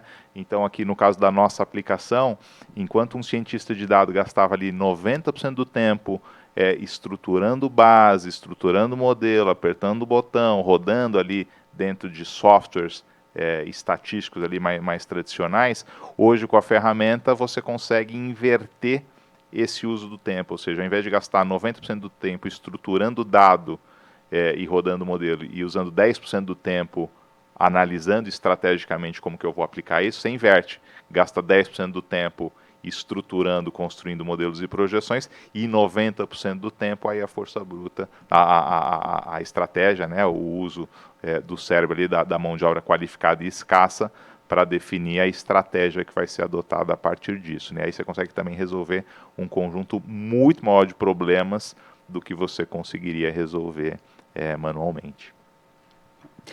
Deixa eu agora sim trazer algumas perguntas do online. O público está sendo super resiliente, apesar das oscilações. A gente continua com uma sala cheia. Houve 3 perguntas na mesma direção, que é sobre os impactos, tá, do uso de IA e da plataforma em particular. Sei que a gente já está tangenciando essa questão, mas dado o volume de perguntas, eu ia pedir para vocês aprofundarem um pouco mais nesse sentido, tanto em termos dos impactos que vocês já observaram da adoção, como quais são os próximos passos, ou seja, quais são os desafios que a gente está tentando resolver hoje com a adoção dessas ferramentas na realidade da Danone e da M. Dias. Vamos lá. A gente tinha, né, um processo bastante artesanal ao longo do tempo da história da companhia, para previsibilidade de demanda, para entendimento dos impactos, por exemplo, de uma ação de marketing, né, quer ela seja institucional ou promocional. das movimentações de preço, de precificação, como a gente amadurece esse processo de precificação, como que a gente entende, né, a própria inteligência nas aplicações dos investimentos comerciais. Então, existia uma série de variáveis importantes para o resultado que nunca foram medidas integradas, né? E quando a gente olha para modelos de inteligência artificial, como a gente utiliza da For Intelligence, você tem lá as múltiplas opções de modelos, né? E você consegue entender dentro da tua realidade, o que você, dentro da construção do cenário de cada modelo, quais daqueles modelos são mais prováveis. Você pega sempre a própria ferramenta, ela te orienta no modelo que mais acertou para trás. Mas se você tem uma mudança de estratégia para frente, que outra variável, que outro modelo você pode utilizar aqui. Então a ferramenta ela permite essa construção múltipla de cenário, integrando variáveis que são todas importantes para o negócio. Então, é muito difícil você medir, por exemplo, como é que o impacto de investimento em uma ação de marketing ou comunicação, né, uma propaganda no BBB vai impactar no teu resultado de vendas. Né? E aí, quando a gente coloca os investimentos de marketing no tempo certo dentro da ferramenta, você consegue verificar como que aquela marca que foi ativada por aquela ação, ela mexe quando a ação acontece ou quando a ação não acontece. Então, você começa a ter uma dimensão do que dá resultado. E isso faz com que você otimize recurso para aquilo que de fato mexe o ponteiro dentro do teu negócio. Né? E, ao mesmo tempo, faz com que a gente tenha uma capacidade de mover a empresa numa dimensão em que eu tenho dados aqui que integram informações de todos esses setores da empresa e agora vamos nos mover para pegar aquilo que de fato é gerador de resultado para a companhia e vamos aplicar isso porque o modelo entrega essa direção. Então, eu acho que esse é o grande efetivo da ferramenta. Eu acho que é legal depois, né? Acho que a gente já falou bastante benefício da inteligência artificial, mas eu estava pensando e esses benefícios eles até vão, obviamente, para fora da empresa. Então, hoje a gente também usa a inteligência artificial para planejar a demanda. E o que acontece, né? A gente precisa planejar, a gente precisa saber o volume que a gente vai vender e a gente precisa falar para as nossas fábricas o quanto que eles têm que produzir. O que a gente vem conseguindo reduzir de produtos que a gente produzia e não vendia é gigante. E aí isso até impacta produtos que até a gente chegava a jogar fora ou até perdia. Então, os benefícios são tão grandes que vão até nesse limite de economia mesmo, de evitar o desperdício, da sustentabilidade, enfim, de todos os outros que a gente já discutiu aqui. A dinâmica, inclusive, de Danone é mais complexa porque o período de validade é curto, né? Então, assim, você tem um efeito na ponta e se você não prevê de forma adequada, você, de fato, tem perda de produto por questão de validade, né? Diferentemente quando você tem um produto, assim, o produto com validade mais longa, claro que tem problemas, né, de custo. Tem mais tempo, né? Pega a indústria automotiva, um carro produzido não gera um problema de perda, né, mas é um custo enorme um carro produzido e não perdido em termos de custo de oportunidade do recurso que está ali parado, né, principalmente num ambiente de Selic de 13,75, né, então assim, qualquer coisa produzida e não vendida está gerando um custo financeiro grande para a companhia, né. Mas eu tenho uma outra dimensão que complementa, né, o que foi colocado, porque apesar de ter um shelf life mais confortável do que também de iogurtes, né, eu tenho linhas que competem. Então eu vou produzir A ou vou produzir B naquela linha. Né? Aquela turma vai estar alocado na linha de X produto ou do produto Y. Então essa capacidade de dimensionar, de criar esse cenário de maneira mais acurada, ela permite uma melhor eficiência de produção. E aí eu preciso saber, não, vamos produzir mais produto X, vamos deslocar essa turma para ir para a linha tal, produzir aquele outro produto. Essa dinâmica ela não acontece rápido. Então, se eu não tiver essa capacidade de prever esse futuro, mesmo que no médio prazo, né, eu posso estar perdendo o timing de alguns produtos que são produtos que poderiam ter vendido ali, mas que eu deixei que o espaço fosse ocupado por um concorrente, porque eu não tinha condições de abastecer. E aí vai afetar todo os meus indicadores de case fill rate, de OTIF, porque eu não tinha os produtos que o mercado queria comprar. Você levantou um ponto super relevante, por exemplo, questão de sazonalidade, né? Pega a indústria de chocolates e a Páscoa que a gente teve agora recentemente e o que faltou de ovo, né? E nos mais diferentes regiões, nos mais diferentes canais e dos mais diferentes tipos de preço, né? E aí uma leitura, assim, claro assim, que um ovo produzido e não vendido gerou um custo enorme para a companhia, mas assim, um ovo não produzido que pudesse ter sido vendido gerou uma oportunidade perdida que daqui a 12 meses talvez você tenha outra, né? E quando você faz a leitura de renda e emprego, assim, a nossa visão era que você já teria as condições que estavam dadas era que você teria uma boa Páscoa. Então, assim, você tem dificuldade de comprar um carro, uma dificuldade de trocar a geladeira, mas você se permite comer um ovo ou 2 ovos na Páscoa. E a indústria, grande parte, errou completamente a demanda desse período, né? E justamente, assim, na minha visão, por não ter tido a leitura correta do movimento, principalmente da renda que você teve, e que isso ia afetar, e afetou, né, muito positivamente esse setor agora na última Páscoa. Tem um ponto importante, que, por exemplo, por mais que a empresa, a companhia, ela tenha um processo de IBP, de SNOP maduro, né, onde o comercial colabora, né, a visão comercial, marketing, a negócio colabora, aquela visão de demanda, né, a indústria ela vai dizer o que ela consegue atender ou não. Por mais que você tenha isso maduro, correndo direito na companhia, se a acurácia ela é baixa, você pode estar perdendo uma receita que em dimensões, né, passadas já foi de um mês de resultado da companhia. Então, de não capturada, de oportunidade de mercado. Porque na hora que eu demandei mal, né, eu não produzi, eu produzi de outra demanda, a tendência no mercado, a demanda no mercado era muito maior do que eu achava que ia ser, eu não consegui atender, perdi o time, o cara não vai comer depois duas pacotes de intermediária porque ele não comeu no mês passado. E o pior é quando teu concorrente vê isso e você não vê. Aí o efeito é duplo, né? Tem mais uma pergunta pedindo para aprofundar, pessoal, na questão de construção de cenários alternativos. Né? Acho que primeiro explicar um pouco qual que é a ideia e como que a gente pode usar a AI não só para realizar projeção, mas para construir cenários, como isso pode ser útil no dia a dia de planejamento de grandes empresas como Danone e M. Dias.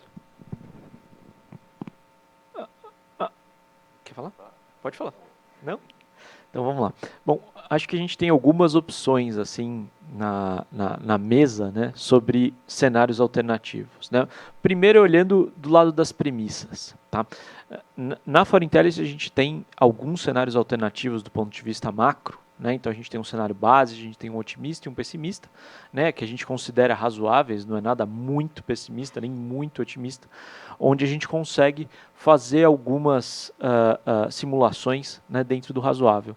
Mas, na própria plataforma, a gente também consegue estressar algumas situações, né, justamente para ver qual que é a sensibilidade. Acho que a gente pode tentar fazer ao vivo aqui, vamos ver se dá certo.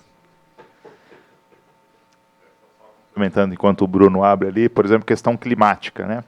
Então, quando você olha para alimentos e bebidas, né, principalmente bebidas, a questão do clima é super relevante. E você tem, obviamente, perspectiva, né, de esse verão vai ser assim, vai ser assado por conta do El Niño, La Niña, etc. Mas você consegue estressar, bom, e se esse verão for 1 grau acima da média, ou 2 graus acima da média? E muitas vezes esse efeito acaba sendo muito mais importante do que um movimento de renda, né? Então, conseguir se preparar para esses movimentos climáticos, e hoje o setor, né, de previsibilidade de clima consegue, principalmente num horizonte mais curto, né, trazer com bastante eficiência essas projeções. Então, muitas vezes, associar essas projeções de clima e trazer isso para dentro da plataforma, né, ou simular cenários alternativos a partir de mudanças nessas premissas, ajuda a fazer todo esse mapeamento de risco. Indo um pouco adiante aqui no exemplo que a gente queria mostrar, tá?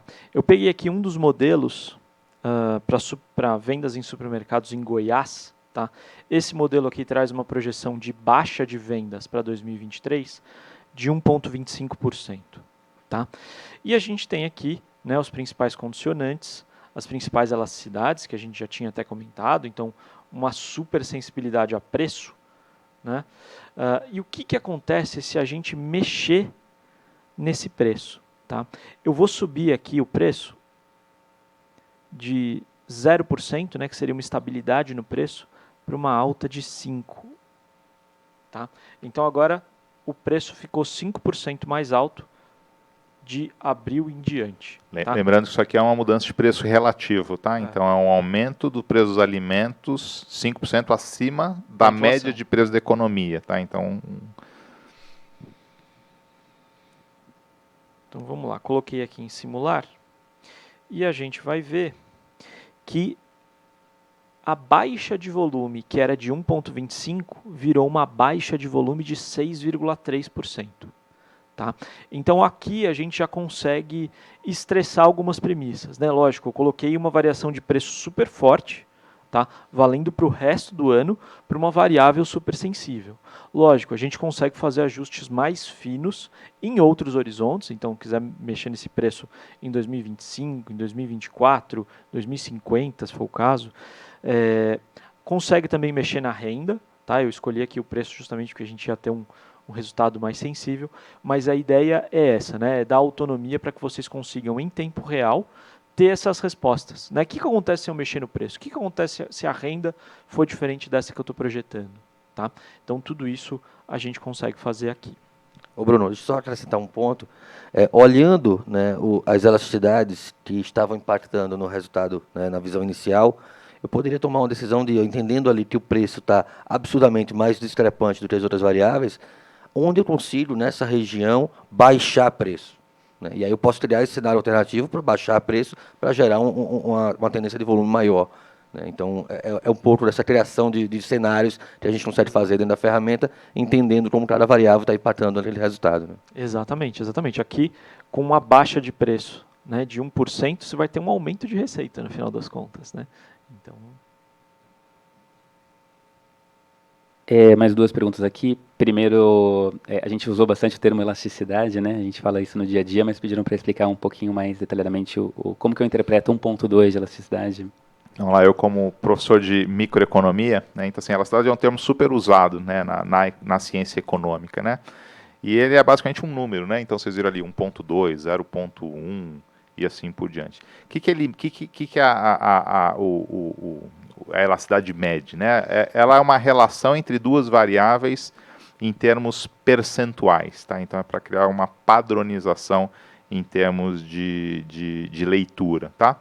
Então quando a gente fala ali elasticidade de preço, o que ela está querendo dizer? Olha, se eu mexer o preço em 1% para cima, para baixo, tá? A elasticidade me dá o impacto também em termos percentuais, tá? De como que a variável está sendo afetada. Então, aquela leitura, menos 1.2, né? Se eu subir o preço em 1%, o meu volume vai cair em 1,2%. Se eu aumentar meu preço em 10%, o meu volume vai cair em 12%, né, que é 1,2 vezes o 10. E aí o que o Bruno comentou, né? Neste caso, a sensibilidade a preço é tão forte que se eu tiver uma redução de preço, eu tenho um aumento de receita. Por quê? Então, assim, redução de 10% no preço. Aumento no volume de 12%. Então, o volume aumentou 12 enquanto o preço caiu 10, quer dizer que a receita subiu 2%. Tá? Então, a elasticidade nos dá justamente uma medida de sensibilidade, sempre em termos percentuais, tá? Seja em relação ao preço, seja em relação à renda, seja em relação a preços de bens substitutos, né? Então tem essa leitura que é super importante, bom, se o meu concorrente, ou quando você tem diferentes marcas, né? Se eu subir o preço de uma marca tal, se eu reduzir o preço de uma marca tal, qual que é o impacto que a mudança deste preço tem na demanda sobre um produto concorrente, né? Ou complementar.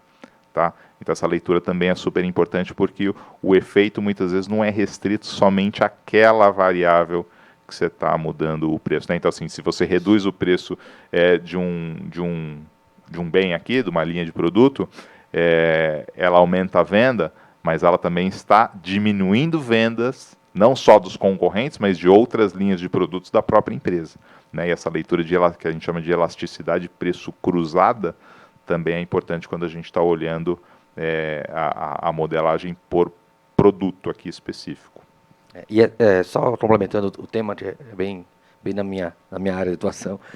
A gente cruza muito o tema da elasticidade, na menor granularidade, em cada segmentação de produto, com o market share, né, justamente para entender se essa cruzada ela é cruzada externa ou interna, ou seja, ela cruza com concorrente ou ela cruza com outra marca da mesmo segmentação. Então, a gente consegue classificar as marcas dentro dessa estrutura a partir da elasticidade como uma marca mais nichada, né, eu tenho baixa elasticidade, né, eu posso subir preço e eu não vou perder tanto volume, então eu consigo rentabilizar mais aquelas marcas, mas eu tenho marcas, por exemplo, que, junto com outros concorrentes no mercado, ela pode ser um price fighter, ela briga por preço, eu tenho alto market share, mas é alta elasticidade, ou um price taker, depende da prestação da brigadora de preço para movimentar o meu volume. Então, a estratégia ela vai ser diferente para cada uma das marcas, em termos de precificação, olhando essas variáveis. Então, como a gente cruza essas variáveis com o tema de market share, ajuda a gente a tomar decisões mais inteligentes e mais granulares. E tem um ponto importante quando a gente olha essa questão, né, que obviamente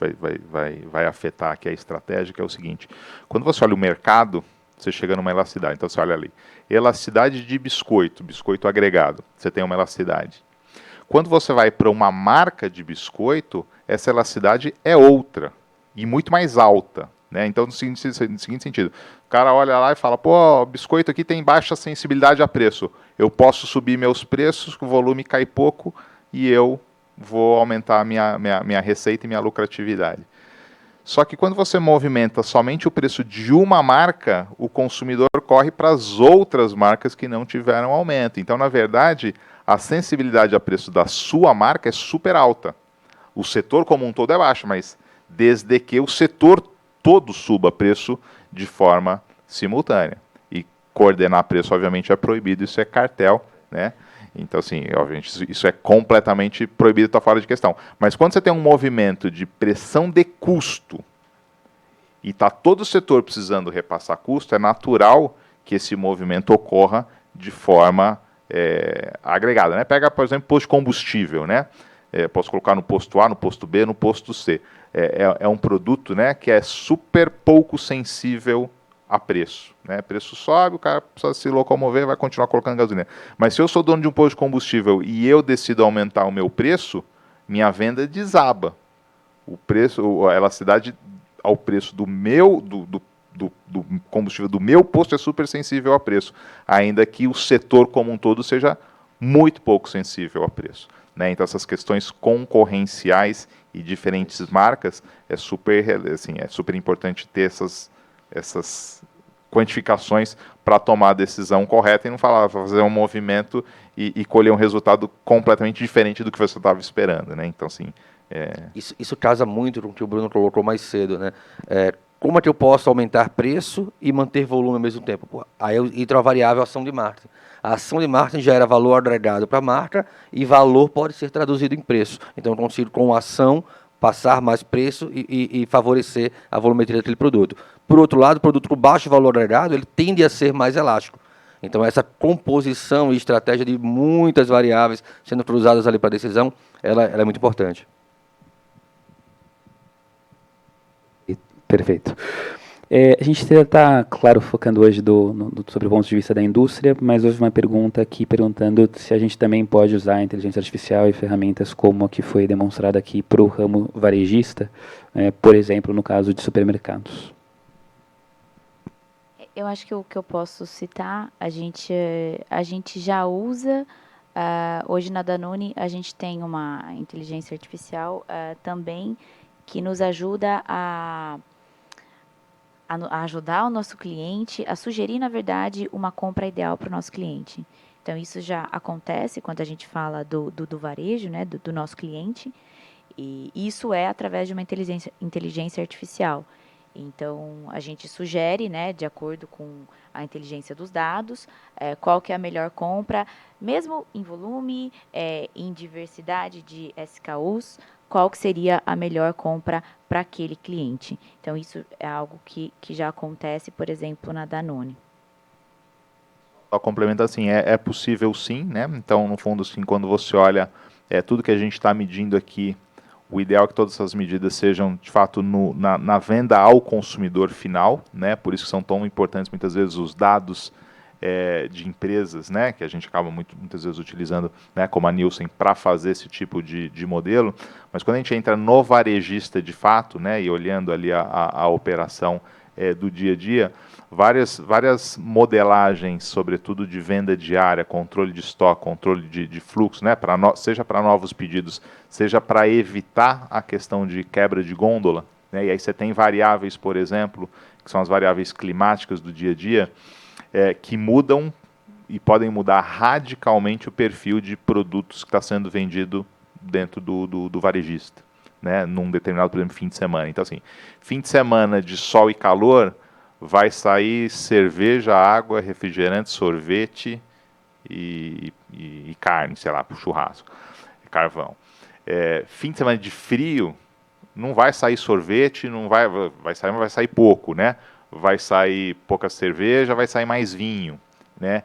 Então, assim, estar preparado para aquela demanda, né? Se você se prepara para um fim de semana de frio e dá calor, e você não tem o produto e teu concorrente tem, você perdeu venda, né? E aí a perda da venda daquele final de semana, você não recupera.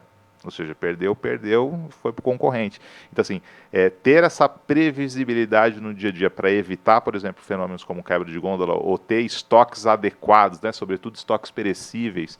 Né, a gente fez um trabalho com um varejista, e ali a venda, por exemplo, de sorvete no final de semana nos estabelecimentos, ela depende não só do clima, um movimento de loja, por exemplo, loja de rua, loja de shopping, numa mesma cidade, tá?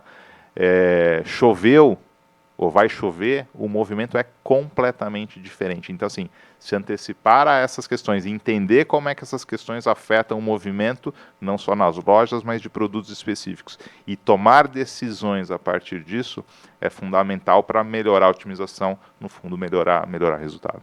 Eu queria só acrescentar 2 pontos, né? Dando um exemplo disso que a gente está conversando, a partir dessa pergunta. A gente teve, pela primeira vez, uma Copa do Mundo no verão. Isso para a indústria de bebidas e snacks foi excelente. Então, prever que a gente teria uma demanda mais forte por ter uma Copa do Mundo no verão, isso deveria trazer a indústria estar preparada para um momento exponencial de demanda. Né? Um outro fator em que a informação, a inteligência artificial, ela é muito importante para o varejista, diz respeito à própria gestão de gôndola. Né? Como que a gente gere categoria dentro do supermercado? Né? Eu estou de fato dando espaço para os produtos de maior giro, ou estou reduzindo espaço para o produto de maior giro, perdendo venda por não estar dimensionado da maneira correta, de acordo com o fluxo de demanda daquela região, daquele canal. Então, são informações que vão se cruzando e vão permitindo que a gente tenha uma melhor gestão do resultado dentro do próprio ambiente de varejo. Né? Acho que a gente teve sucesso em convencer o pessoal que há vantagens, né, em usar esse tipo de tecnologia, e houve 2 perguntas sobre como que a gente implementa isso, né, perguntas focadas na execução. Né? Então, a primeira mais geral, sobre quais são as dificuldades para a gente conseguir colocar um projeto de inteligência artificial de pé, se é disponibilidade de dados, mão de obra qualificada, ou quais são os principais desafios. E uma mais específica em relação à plataforma da For Intelligence sobre qual que é a forma de execução de serviço. Se a gente disponibiliza a plataforma para os clientes rodarem seus próprios modelos, terem as próprias projeções, ou se a gente executa para o cliente, como foi isso, como isso vem sendo executado para a Danone e M. Dias especificamente.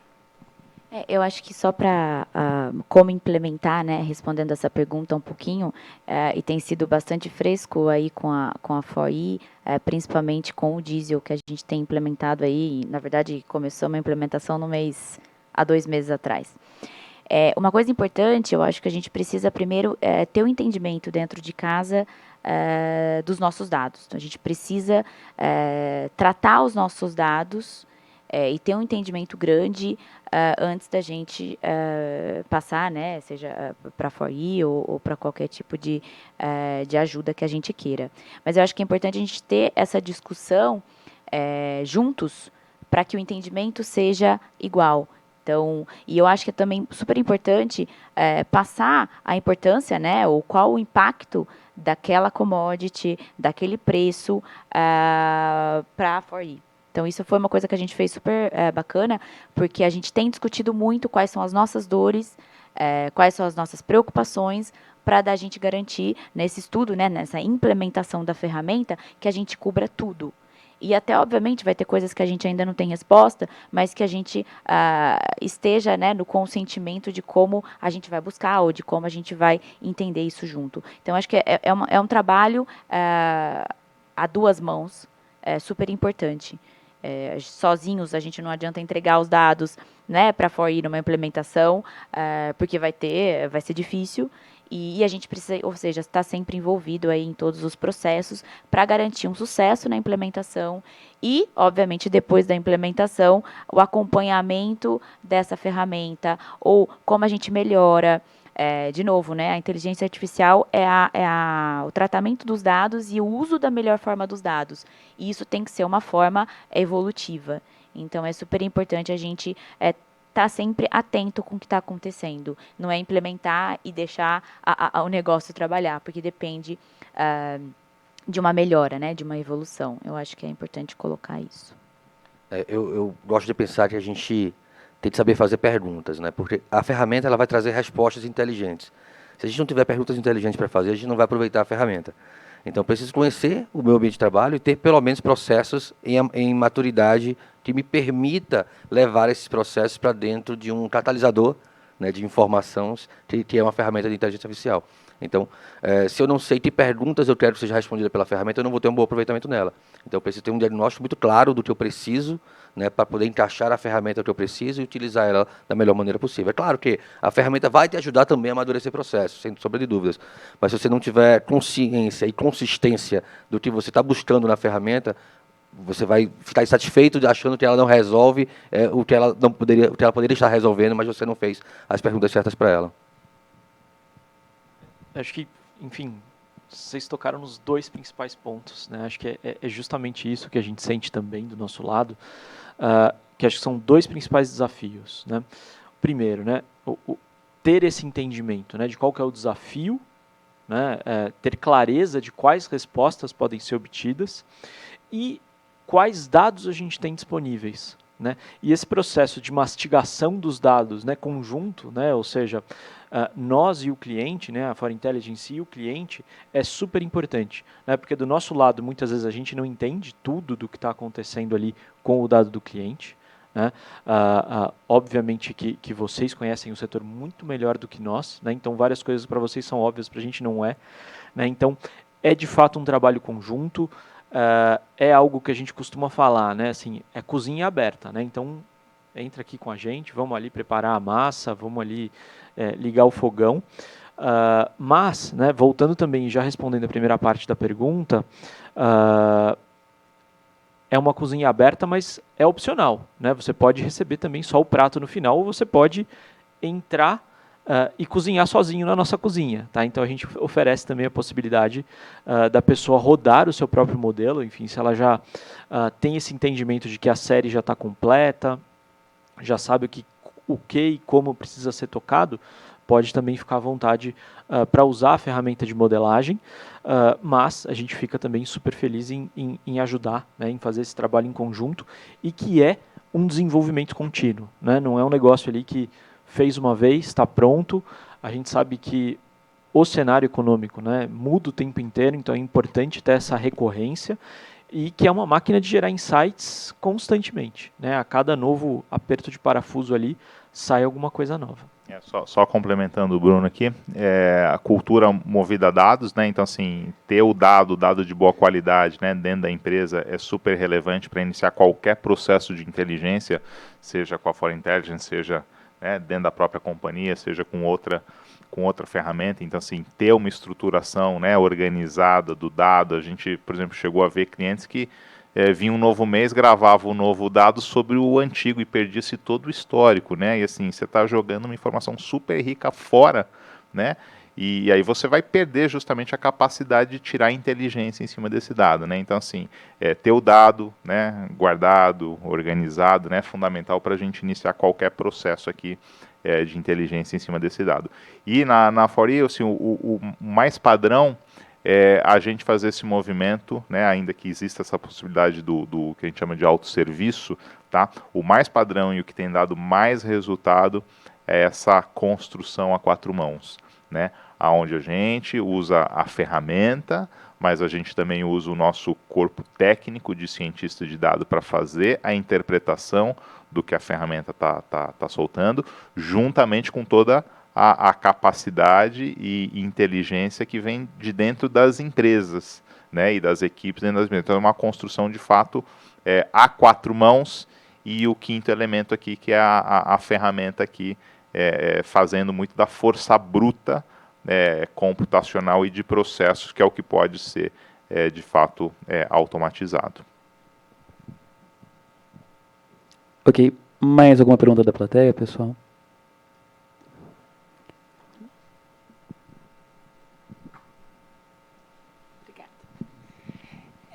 Gostei muito de conhecer a plataforma, acho que é uma mão na roda, né? A gente começou a carreira como gerente de produto, então, nossa, se tivesse isso naquela época seria maravilhoso.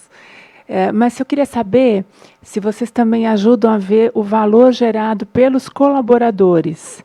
Então, por exemplo, né, se a gente tem modelos que podem ver quanto cada colaborador gera de receita na empresa. E há vários fatores, como de engajamento, de cultura, de onboarding, treinamento, né? Isso afeta muito o valor. E as empresas ainda não têm esse mindset, né?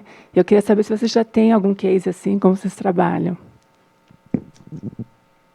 É possível responder, sim, questões desse tipo, ou seja, hoje a nossa plataforma ela trabalha tanto com dados de séries temporais, são esses dados que foram apresentados aqui, com modelos de classificação que permitem medir vários outros tipos de problemas, né, dentro da ciência de dados, como esse que você levantou, né, ou problemas, por exemplo, de risco de crédito, né, ou risco de um cliente dentro de uma carteira de saúde dar um problema, e etc. Então, assim, nessa questão, por exemplo, de colaboradores, é possível, sim, por exemplo, entender padrões, entender, por exemplo, tem uns vendedores aqui que vendem mais do que outros, né?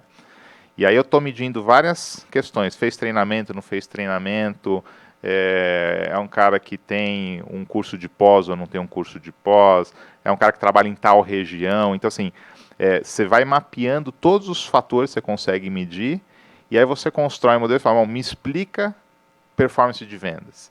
E aí a ferramenta vai rodar aqui milhares de diferentes especificações para entender justamente os padrões. Identificar, olha, o padrão que deu aqui, por que esse cara aqui, o que determina um vendedor ser melhor que o outro? De fato, engajamento, fez treinamento, não fez treinamento, então vamos treinar os que não treinaram, ou é uma questão de formação, é uma bagagem que ele já trouxe. Então, assim, você consegue identificar esses padrões e aí replicar esses padrões, seja numa questão de RH, então eu vou contratar de fato vendedores ou profissionais que tenham essas características aqui, que eu sei que dão resultado, ou se há a forma de você moldar aqueles que estão ali para que os outros também passem a ter um melhor desempenho. Então, assim, os modelos de classificação permitem esse tipo de visão e de entendimento do que está acontecendo. Pessoal, a gente já estourou um pouco o nosso tempo, vou pedir para vocês fazerem as considerações finais. Só queria agradecer pelo convite, acho que a gente teve boas discussões e fico à disposição aí, depois passo o meu contato para quem tiver mais dúvidas, enfim, interesse sobre como a gente utiliza a ferramenta no dia a dia da Danone, eu fico super aberta, super à disposição. Obrigada. Igualmente, eu só acrescento que precisamos, né, como negócio, em todas as áreas de atuação nossa, pensar nesse desenvolvimento, né, de processos mais inteligentes. Entendam que isso não é algo que só serve para determinados nichos de negócios, não, isso é algo que se aplica a todos os ambientes de negócios. Isso vai fazer com que o time seja cada vez mais sênior, mais capaz de pensar, de analisar, de estruturar, né, ideias, porque eles vão ter mais acesso à informação, vai ser cada vez um processo cada vez menos braçal, né, e essa é uma necessidade que o comportamento competitivo ele demanda hoje, né, do profissional. Então, quanto mais acesso à informação, quanto mais capacidade de catalisar múltiplas informações. Acho que a gente nunca teve tanto acesso à informação, mas a capacidade de juntar essa informação e transformar isso em inteligência, né, ele vai diferenciar, né, profissionais, companhias, negócios dentro do mercado. Bom, pessoal, novamente agradecer, né? Acho que todas essas discussões, todas essas questões, essas dúvidas, elas nos motivam, né, a tentar aprofundar mais, a tirar mais respostas, né, do que a gente já faz. A gente, no final dos contos, faz algo super complexo e a tradução, né, de todos esses múltiplos fatores, né, para o mundo real é um desafio para a gente super estimulante. Tá? Então é muito bacana, muito satisfatório ver todas essas perguntas, todas essas questões, enfim, esses problemas sendo resolvidos. De fato, o debate foi muito bom, né? Salientar aí que disse o Bisneto, que a plataforma e o uso, né, no fundo, da inteligência artificial, ela potencializa, né, a capacidade das pessoas, né, em termos de análise, em termos de melhorar a tomada de decisões, né, que no fundo é o que a gente quer prover, né, melhor tomada de decisões aí para as pessoas, para as firmas, né, para os negócios e para o ambiente como um todo. Agradecer mais uma vez a Gabriela, o Bisneto que estiveram conosco aqui, agradecer o pessoal que tá assistindo remotamente, agradecer quem está aqui presencialmente no InovaBrá, e para quem está remotamente, no final aqui da apresentação, vai ter um link para vocês preencherem um link de satisfação do InovaBrá, tá? Eu peço que vocês preencham, isso nos ajuda aí aos próximos eventos e ajuda também ao InovaBrá. Então, mais uma vez, obrigado. E a gente pretende manter esse fórum de discussão e de webinars da For Intelligence mensalmente, tá? Então, o próximo vai ser agora em maio. Em breve a gente divulga tema e calendário. Obrigado.